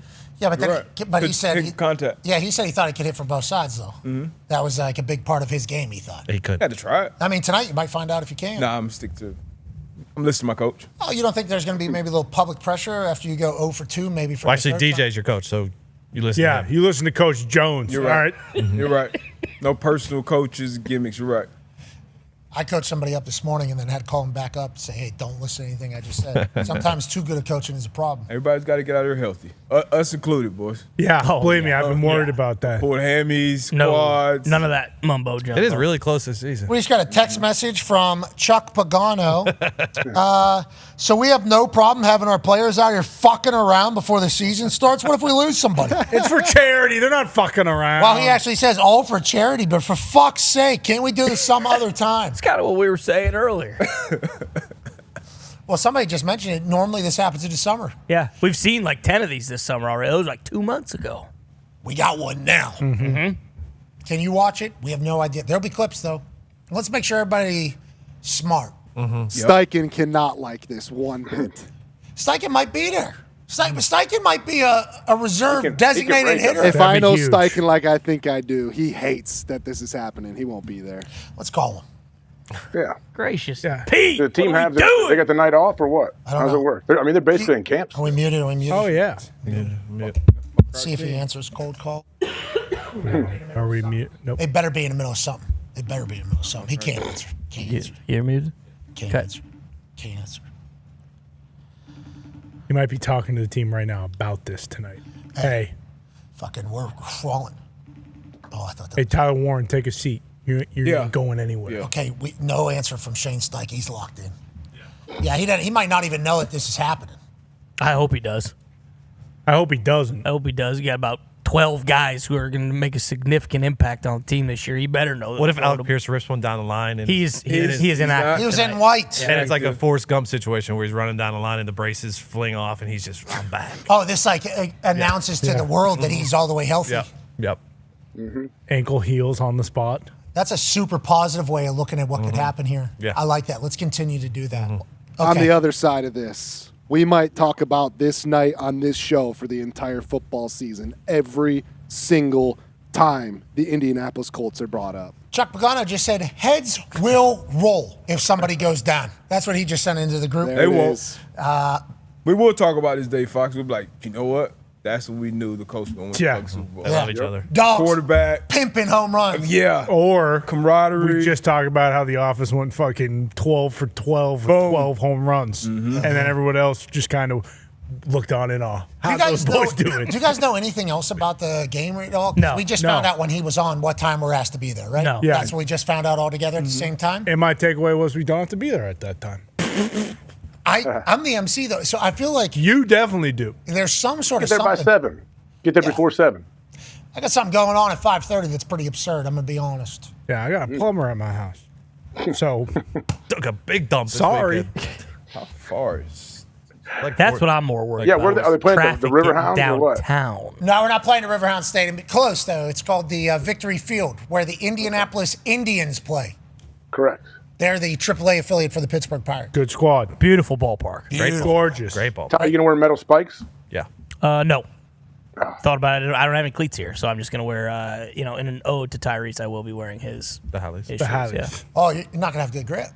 I'll be okay. Don't I need think good you guys grip. going to go yard a few times. Debo, I think all three of you might go yard tonight. I'm just hitting 12 for 12. gaps. Yeah, I was going to say, I'm not trying to do that. I'm just going to hit the ball where it's pitched. Get on base, be an athlete. Absolutely Herb not. Street baseball. Swing out of your shoes. Yeah. No shit. What are we talking Yeah, about? we're swinging hard. Okay, so, Connor, you're swinging hard. Ty and D-Bud are playing little softball here. No, I mean, I'm swinging hard. What are we talking about? You guys ever I'm seen trying to Michael hit Bolton Rick play the softball? Crusher, Swing like sure, him. but I'm also going to try to play the game the right way. Who should be their inspiration, AJ? Michael Bolton, the guy with golden pipes that can sing his ass off. He was like a professional old man softball guy for a long time. I am sure there are clips. Michael that was Bolton? back in the era. Like I don't know if your guys' dads, like I grew up, my dad was like, we'd go around and dudes would drink 80 beers and they would play a softball game like on a Tuesday night. Yeah, I had watched those games. Tim did not play in those games. Tim was on the road, but I would see those drunks playing that because the courts were right next there. So Boyce Park had basketball courts here, and then obviously there was baseball fields that were catty corner to it. You get out there on the right night, so many drunks out there playing beer league softball. Very competitive. These guys getting really mad at each other. In the pitching, they're like, very good. We got knuckles. Backspin it, super high, backspin it, because they're trying to force you to hit pop-ups because they're swinging out your shoes. Yeah, and home run rules, how you can only hit 4 or something, or be +4 in home runs. You got all that. Throw all those rules out tonight. That's right. I'm only watching Stroman tape, bitch. Yeah, it's Braun Strowman's dad and Braun Strowman. I thought that's who you were going to refer to for inspiration. No. Braun Strowman, I believe his dad Rick the Crusher, sure. is the greatest hitter of softballs in history. And it did carry into Braun's body, too. You get him in a batter's box, he'll hit you a little backspin riser that goes forever. I watched a guy do 130-mile-an-hour bat speed. Did you see that? No. I saw Bryce Betcher? It wasn't Bryce Betcher. We do have great highlights of him. I saw a guy online. He's, I think he tries to break the bat speed record. I don't know. It's like his thing. He was trying for it. Absolutely. Oh, I did see that. There's a lot of those Yeah, guys. hits it to left field. Yes. Yeah. I did see that. Do you wear a cowboy hat? No, he had full gimmick on though. I mean, he had.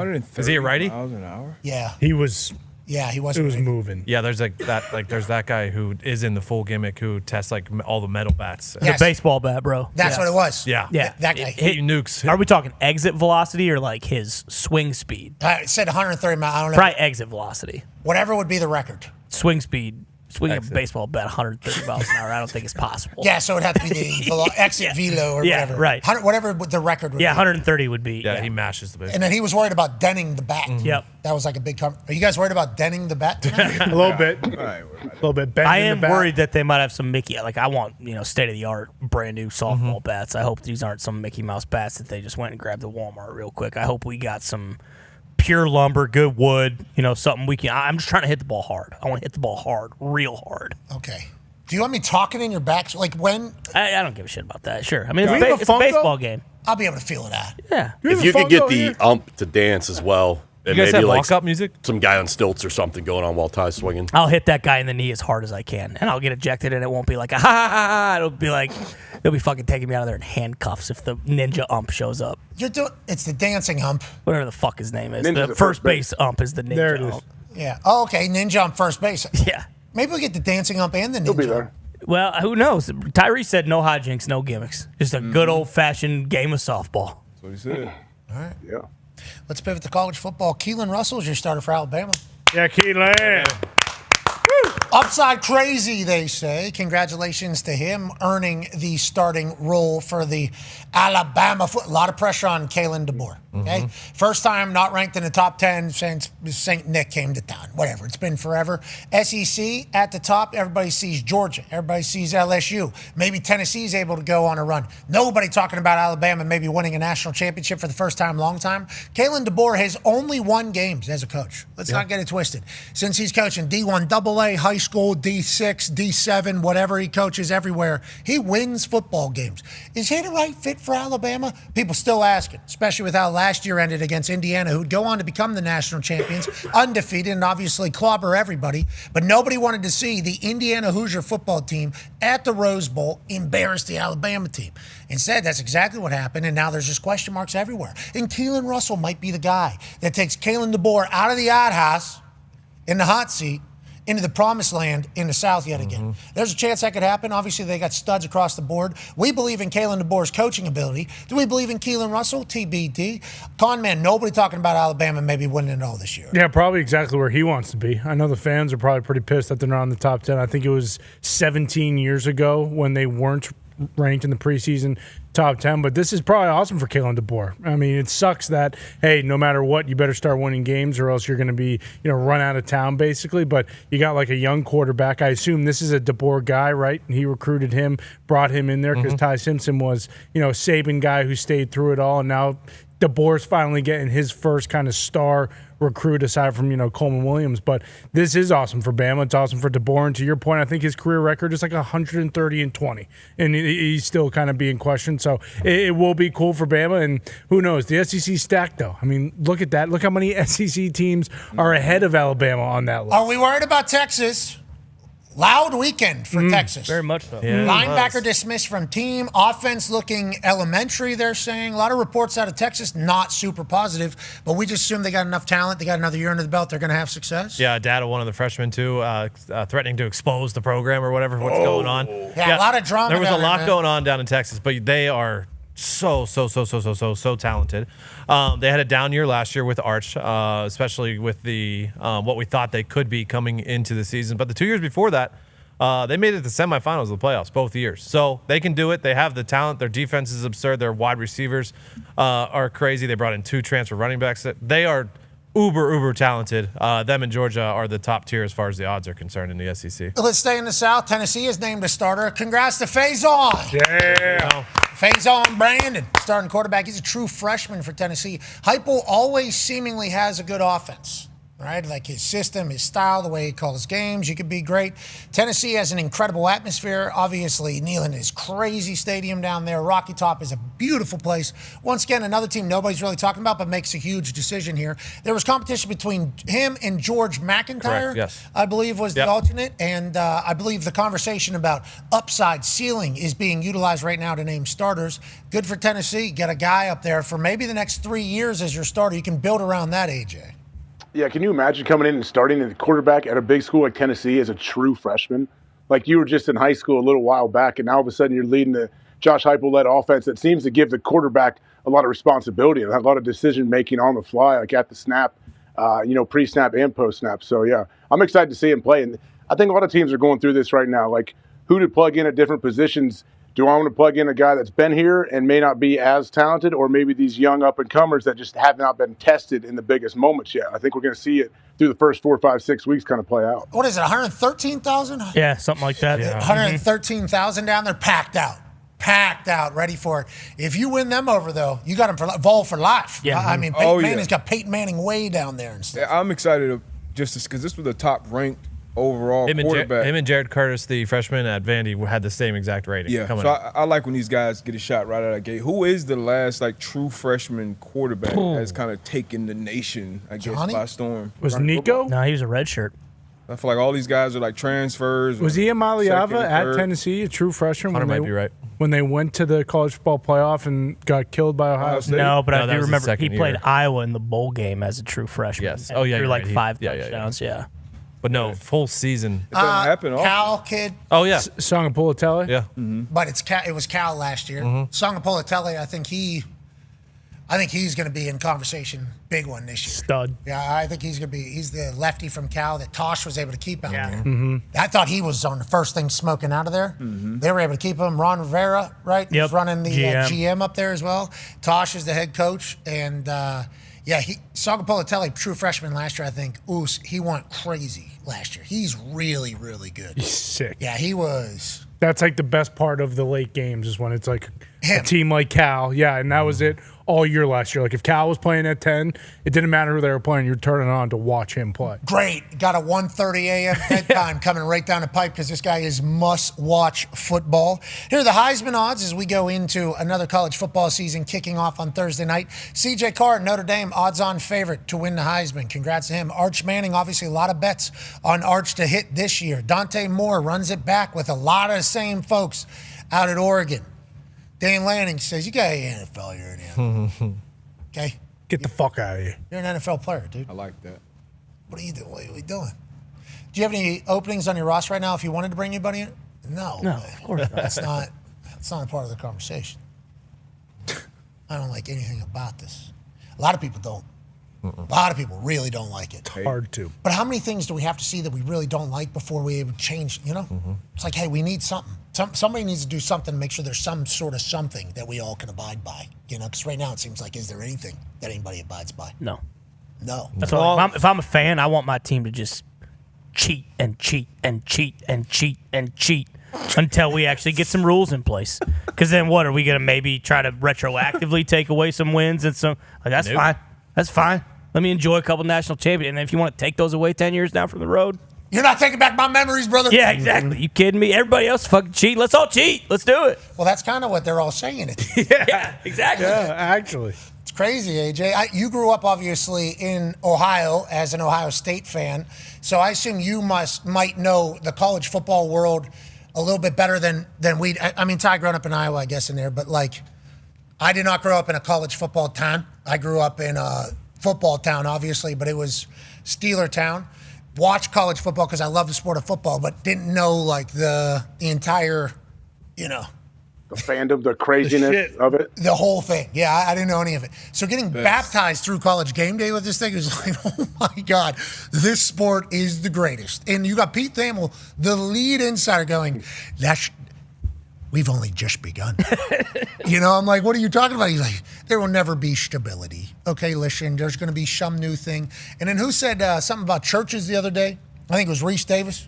Said something about the old school way of having churches get involved. It's like, I missed that entire era. Can I be caught up, please, on the church era that we're referring to? Because if there isn't and this goes back to the 11-year-olds on second base, Little League World Series.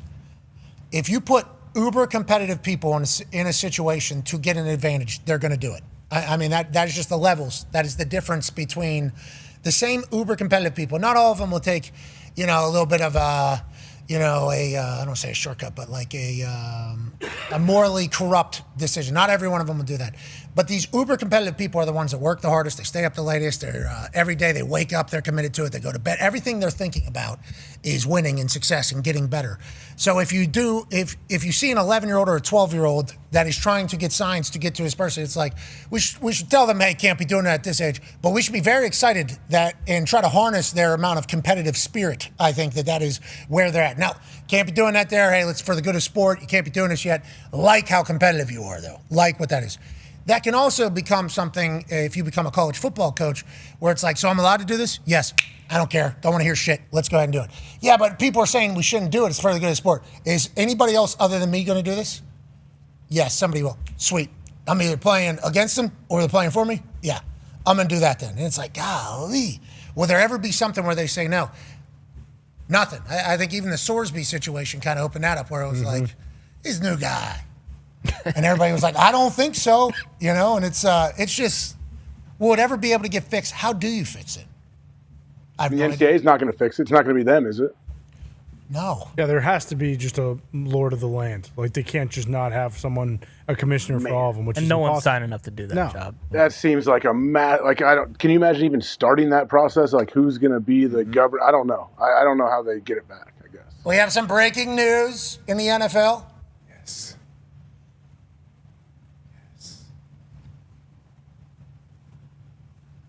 It is being reported. Great tease. Oh, whoa. Oh, hold the phone. Whoa. No, it is happening. It's just this is an interesting game now. Oh, yeah. Yeah, this is an interesting little game now on, who has what info now that there's multiple different. Oh, gotcha. You know what I mean? I haven't looked yet, but. Trying to, Sure. Tom Pelissero is reporting. That Booty has been traded to the Texans from the New England Patriots for safety Jalen Reed and a draft pick. Booty's name had been on the trading block out of New England since the beginning of camp, basically, because of the depth that the New England Patriots have at the wide receiver position, especially after bringing in A.J. Brown. Kind of expected Booty. How do you feel about getting a safety back and a draft pick, Con, man? Yeah, kind of unbelievable, because when this whole thing first started, the idea was Kayshon Boutte might get traded for a 4th or a 5th round pick, and now we're getting a pick and a player. It still might end up being a 4th or a 5th, but it adds depth. Mike Vrabel gave a conversation in an interview this morning about how, hey, we haven't played starters because we don't have great depth basically anywhere. So adding someone in the secondary, especially where there's some questions about health basically every single year when it comes to Carlton Davis or some other guys being hurt, that's massive and good for Boutte. It stinks losing him, but you mentioned we bring in A.J. Brown, bring in Romeo Doubs. One of the stars of camp, especially in these preseason games, has been Kyle Williams, who is essentially the next deep ball threat you would hope, which is what Kayshon Boutte was for New England last year. So great for Boutte. Feels like great for Houston. Stinks to help a team in the AFC. That's a little tough, but he's going to be awesome for them, and kind of wish him all the best because he was unbelievable for the New England. Who's Reed, and what do you think Houston's getting with Boutte, D-Buck? I mean, Houston's getting, obviously, we saw Boutte have a great year. It became a reliable, one of the best, probably the best if you look at the numbers as far as being a deep ball threat last year for Drake May. And we know Higgins just tore his ACL. Tank Dell, he's on his way back to recovery. He should be out there healthy. Nico, he's one of the best receivers in the game. And so now you have another weapon for C.J. Stroud. You know, this is a huge, huge year for C.J. Stroud. So obviously, as a Colts fan, hate them getting better. But I think this is a great, great pickup for the Houston Texans. Good for the Houston Texans, always cooking. I mean, Casario's always wondering how can we do what we can do. C.J. Stroud gets another weapon. Hopefully C.J. has a gigantic year and gets himself a big contract with the Houston Texans. And I'd like them to finish second in the AFC South. And I would like the New England Patriots to finish, who cares, just not the AFC champions. I don't know why not. And it does feel like the Patriots got so much better across the board. It really does. They really did. Tougher schedule this year. Much better team. I mean, but every single time we talk about one of these teams, especially, like New England, Buffalo, the kind of top tier teams in the AFC, Kansas City, so much of it relies on health. Bingo. That's the hardest part about this time right now. Which goes to the Ashton Genty. It was being reported like Ashton Genty was about to be out for the season, and that was a bummer. I was very bummed out. Turns out he seemingly I don't know. I gets lucky. Just not as bad. The original reporting that hit the internet was like, we've lost Ashton Genty forever. It is like what I was reading and how my algo was kind of playing, and then listening to the Raiders fans respond. And it's like that turns out not to be the case, which is good, but he's still going to be banged up. They're unsure how long he will be out, but it is not considered a long-term injury. And everybody has taken a deep sigh of relief. No doubt, man. Us too, Ashton Genty. And you heard Schefter say, fantasy football owners certainly want to know if Ashton Genty's going to be healthy, if he's going to be around. Running back position is obviously very important. Jahmyr Gibbs, overall number 1 pick. Bijan Robinson, overall number 2 pick. If you'd like to get in there and get a little hands-on Ashton Genty, you could probably dance with that as well, because we know he's going to be the primary ball carrier out there. But whenever we thought he was going to be gone, sucked for the Raiders as a whole. Happy it's not long-term. But, man, preseason has become just holding your breath, basically, D-Bud. Yeah, every time we talk about or talk to a coach, everybody has their different approach of how they're approaching the preseason. Or even, I think, Christian McCaffrey, he said today, I think I saw the quote at least, like, I plan to take a break during training camp and then ramp it back up during the season. For a guy like that who gets so many touches, like these running backs that are bell cows, like you have to get them to the game and then through a season, week in and week out. You got to be healthy. On the injury note, I saw Christian Gonzalez also return to practice for the Patriots as well, which is a big, that was a big kind of storyline last couple weeks. A huge deal, whether he get paid or not, is the Hugh Convo. Now he's healthy as well. Good news, Con. Yeah, that felt similar to the McCaffrey situation with the Chargers, where would he have practiced if it wasn't a joint practice, because New England's been doing him the last 2 weeks. Who knows? But, yeah, having him back is huge. That deal needs to get done, though. Now that Witherspoon's been paid, Gonzo has the same exact agent as Witherspoon. It feels like one of those things where, like, hey, the market's set. Let's just get this done. We do still have him for 2 years, though, which is very nice. You know who else is coming out and saying deals need to get done? Who's that? Over in Pittsburgh, Joey Porter Jr.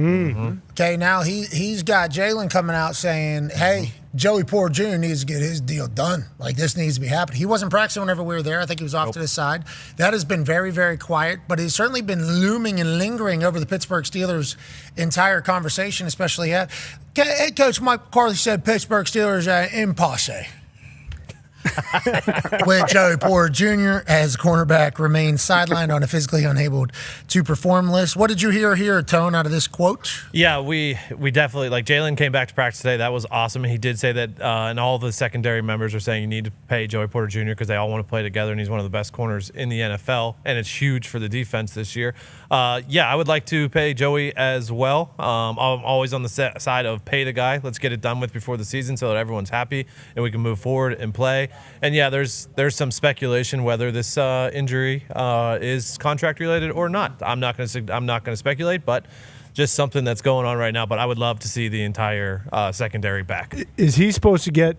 Is there some sort of projection on money for him? Because it felt like Witherspoon like 33. Yeah, Witherspoon and Gonzo somewhere like 28 ish, somewhere at 28 to 30, somewhere around there. So I hope that gets figured out. We're live.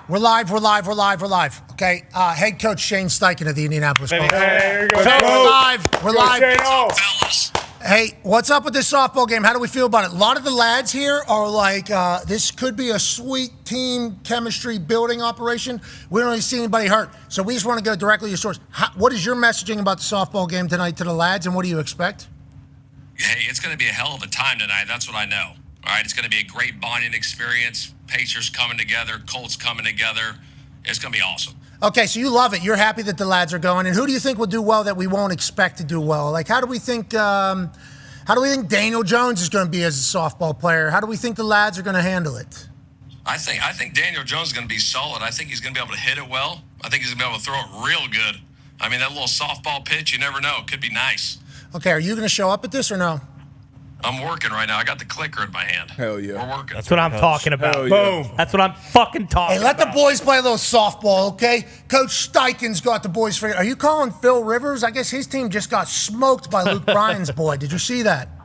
Yeah, I think his son got a little knee, but he's going to be all right. So no ligament damage there. That's good. That's breaking news. Breaking. All right, Coach. We appreciate you, man. Good luck out there. I appreciate you. Hey, should not be bummed out about us getting fucking smashed by the Falcons there at Lucas Oil Stadium. Yeah, that wasn't ideal. We got to be better there. You're the man. All right, see you, Coach. Very coach. He didn't know Strand was fucking future of the Falcons was playing against the fourth stringers. I walk into the suite. It's great to see everybody. Good to be here. Man, football is all the way back. I look out on the field. I see Cooper Kush warming up. And I go, did we know? Wait a minute. They picked him up a couple weeks ago. Did we know Cooper Kush was on that team? And Nick Folk jogs out. Nick Folk's their kicker. Excuse me. Like, what? They got Kush and Folk. And who are we playing? I looked down the sideline. Nobody. A lot of 48s and 62s. And a lot of those. I've never in my life thought to myself, we got no shot here today. Turns out we didn't. Tyler Goodson revenge game, too. Which, yeah. that was kind of always in the cards. And then this 6'5" guy from fucking Minnesota State Moorhead. Yeah. What's his problem? Just preseason. It's all right. She's unbelievable. Well, it sounds like he's about to be the starting quarterback for the Atlanta Falcons. Should be. Schefter wouldn't give us a single second of that conversation. I would be shocked if he was the starting quarterback of the Atlanta Falcons. After what I saw on Saturday, better look out for Strand, brother. Dude, That's a nice quick release, man. Yeah, and he can spins move. it. And he can run. I mean, he ran right at me. Literally right at me. Whenever he ends up spiking it into our... Look at... Yeah. It was. And then he says, you know what, how about this? I'm 6'5", 240 pounds, and who's going to tackle me out here? Nope, absolutely not. Let me go ahead and get this thing. Boom. He was super jacked up. Big spike. Big spike. Big Spike, Jack Strand. Yeah. That's what they're calling him. Yeah, you imagine him running the option with Bijan? Yeah. They'd win 12 games. Ty, can you break down baseball a little bit more to me? The Milwaukee Brewers are about to win it all. Okay, they got the best record in baseball. Yes. But it's abnormal, not only because they have the fastest pitching starter in the history of baseball, but because the way they go about doing it is a little bit more college, high schooly. Is that accurate or is that inaccurate? I would say more just kind of old schooly. Okay. The way we talked about it is everything now is like exit velocity and things, launch angle. Like, teams want to hit homers. They want to hit a lot of homers because there's been some sort of metric or statistic that has been like, hey, if you can get decent pitching and you can hit a bunch of home runs, it doesn't really matter how much you strike out. You can have a bunch of guys on your team batting like 215 or below. That never used to be the case. You'd have 3 to 4 guys batting over 300 in a lineup. But the Brewers, they legit play old school baseball. They play small ball, so they have the least amount of home runs in the majors. But you can see right there, they lead the MLB in batting average, walks, and stolen bases. So they work a lot of counts, which means typically, now it doesn't always happen, but if you're working a lot of walks and you're getting deep into counts, you're usually knocking the starting pitcher out of the game earlier. So you're getting to a team's bullpen quicker, which, those guys aren't usually aren't as good as the starting pitcher. You'd rather get to the bullpen early in a game. They do it early in a series so that teams' bullpens get depleted so they can't use their good guys. And then when they are getting walks, because they don't hit for power, like they're turning those walks into doubles because they're having guys steal. And then you just need a single to score a run, or they're not afraid to put a bunt down or anything like that. And then they play unbelievable defense. So essentially, like there's no deficit that they can't really come back from. Like in now times when you do the things that most teams do, where you're trying to hit a bunch of homers. If a team gets down, like the Yankees, for example, if they get down 3 to 4 runs, that's very hard for them to come back from if they aren't hitting homers, because guys are just striking out because they're trying to hit homers, and they have a bunch of guys who are kind of boomer bust. They could strike out or they could hit a homer. More often than not, these guys strike out. The Brewers they're okay with, hey, we need a walk here, and then let's get a single. So we got guys on first and second. Now let's lay a bunt down. So like they are constantly manufacturing runs, moving guys around the bases, and they can do that 1 through 9. So there's really not any point in the lineup where they're worried like, okay, like we're kind of fucked here. We need this guy to basically hit a home run, otherwise this is going to be a nothing at bat. So you pair all that with having a guy like The Miz, who you're expecting him to win every single time he goes out there. There are very few pitchers in the MLB who are like that. But then you look at that stat about their bullpen, too. So Aaron Ashby, he is a pitcher in their bullpen. He has 13 wins this year. That's unheard of. Like that does not happen. So if The Miz, it's very well known, he's not pitching deep into games because they want him to be 100% healthy by the time the playoffs come around. Just because you got a guy throwing 105, you don't want to burn his arm out. So they're comfortable with him just completely shutting teams down for 5 to 6 innings. Hey, we trust our bullpen. We can go to them, and they'll shut teams down. But they just don't make mistakes. They don't make mistakes, and they don't really care that you're probably not going to see very many of their highlights on like SportsCenter or anything like that.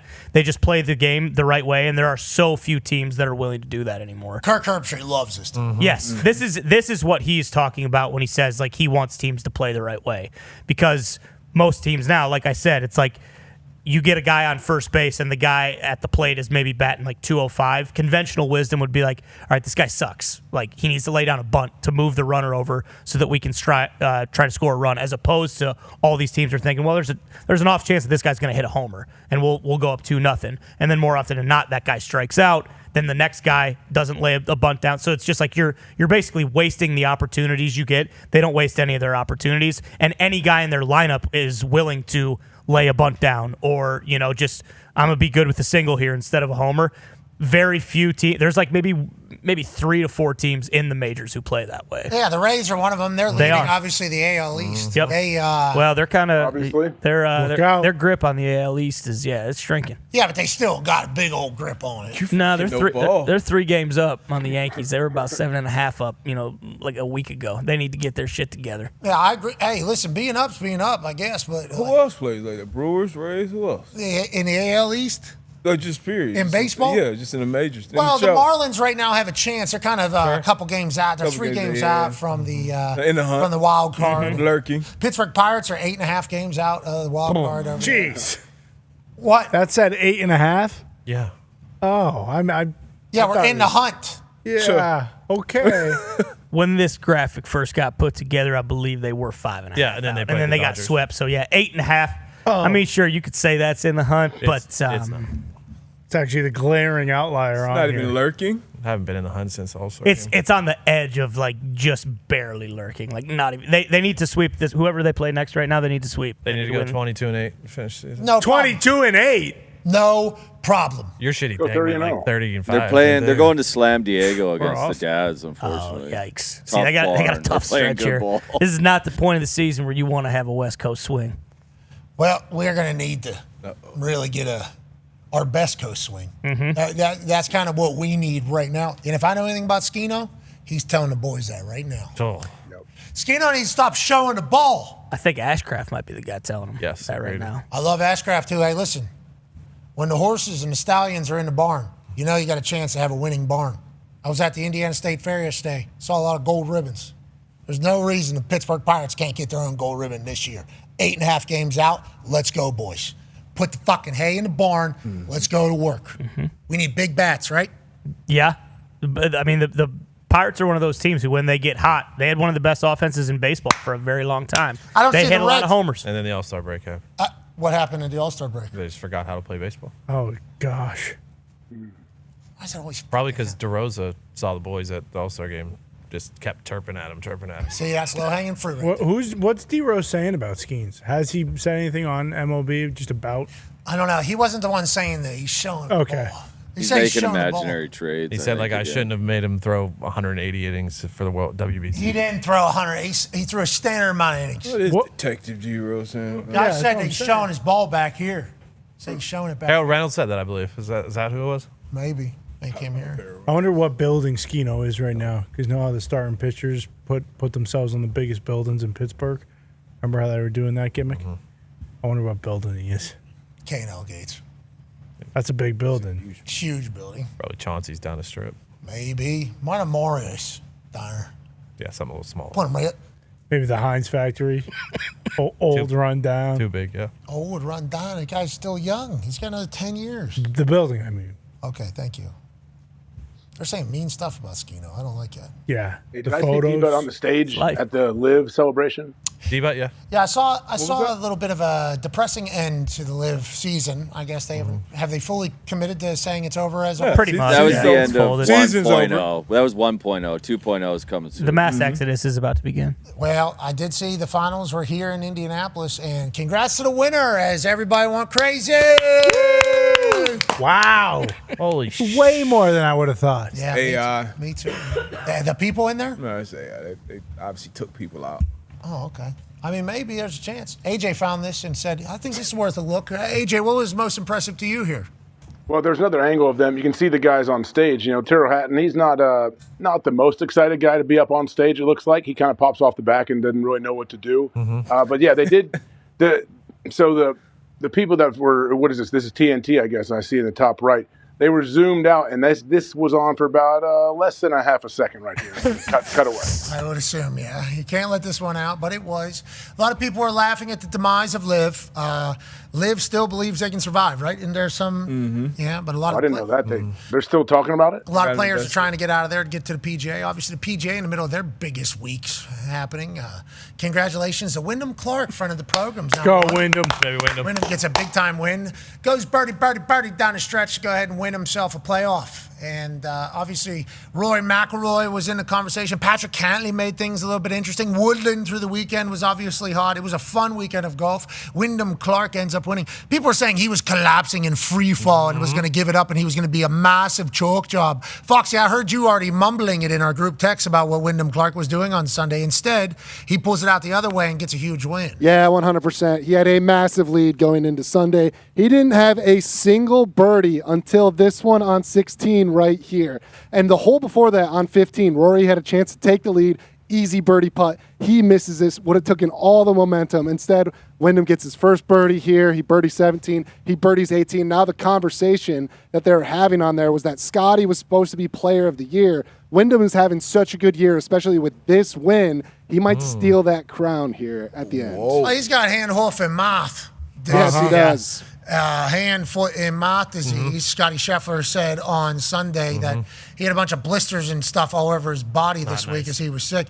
He ended up getting under par there. He started out terribly. Had no idea he was so sick. Thank you, Scotty, for going out there and playing in the middle of that heat for us. Obviously, he loves golf, loves the opportunity. Wyndham Clark winning the Player of the Year would be fascinating because all the players have laughed and said Scotty's been top 5 in every single tournament, basically. But Wyndham's got a couple trophies, got a couple purses. Love when golf is good. Felt like it was this weekend. Wyndham's kind of becoming a guy. We saw it with Cam Young earlier this year. Obviously the game is better more times when guys step up and kind of be in that spotlight. But for him to dial in 16, 17, 18, birdie down the stretch, that was unbelievable. But, yeah, they started off rough. I thought Rory's going to make it. I always kind of like when it gets very, very interesting down the stretch. But I love that he closed it out between the ears, man. Absolute dog. And now the Tour Championship is coming up, and $10 million goes to the winner. And whoever wins this is the champion. Yeah. Now there's a regular season champion. That was Scotty Scheffler. Now there's a FedEx Cup playoff series, which is this past weekend, the weekend before, and this upcoming weekend, where it went from top 70 to top 50 to now top 30. And whoever wins this gets $10 million and also the title of Tour Champion. Huge. Here we go. We'll talk to Wyndham Clark tomorrow to see how he's feeling. You know, we talked to Scotty after he won. He ended up getting hand, foot, and mouth disease. They don't have to put that out. They don't have an injury report. That's what I said. 'Cause That would have been nice to know Oh, before yeah. betting on the guy. He can't even grip his fucking club because he's got blisties all over his hands. How do we get hand, foot, and mouth? Kids. From his kids. It's usually kids. Daycare. I don't think his kids are going to daycare. Maybe. But you're right. Maybe. So Probably hanging out with other kids. Yeah, could be. Hand, foot, and mouth disease is a contagious infection common in children. Parents often contract it through respiratory secretion, stool, or blister fluid, says Hembo. Dr. Bo. Hembo's all over. How you getting it through stool? You playing with people's poop? You What ever does that wipe your mean? kids' ass? Poop in your fingernails. Oh, I guess, yeah. He's like Well, Herbie. He's yeah, like yeah. Herbie. He ain't- Yeah. Ew, sick. Oh. Herbie, what do I do with a baby? That was awesome. That was awesome. Oh, fuck. His peak. Mackenzie wanted to wear another pair of pajamas today to school. She had pajamas on, wanted to wear another pair of pajamas to go to school. I said, you don't wear pajamas in public. And she said, but they look good. I said, deal. All right. They're full pink. Matching shoes on. She was fucking stunting on him walking out of the house today. Fight not worth fighting. Exactly. That's exactly what I said. You got it. Full negotiating with her for everything. She's awesome. She's spectacular. Life is good. We hope it is for all of you. Thank you so much for allowing us to do this for a living. We'll be back tomorrow after an intense charity softball game. Here we go, boys. Good luck, yeah. Good luck, guys. Good luck, guys. Big thank you to Tyrese or Daniel Jones, whoever donates that massive amount of money whenever their team loses tonight. We are very grateful, aren't we? Very grateful. Won't be Danny Dimes. Nope. Not if you guys have anything to say about it. That's right. And if you guys are still on his team whenever. Well, yeah, exactly. Who knows what the hell's going to happen there? Wild Wild West. I think there's booze there. Oh, yeah. Yeah, double check before. Smart. We'll be living tonight. We can't thank all of you enough. We appreciate all of you for allowing us to do this for a living. And we will see all of you tomorrow. Be a friend, tell a friend something nice might change your life. We're in this thing together. Team on me, team on three for the good of sport, baby. 1, 2, 3, team. Goodbye.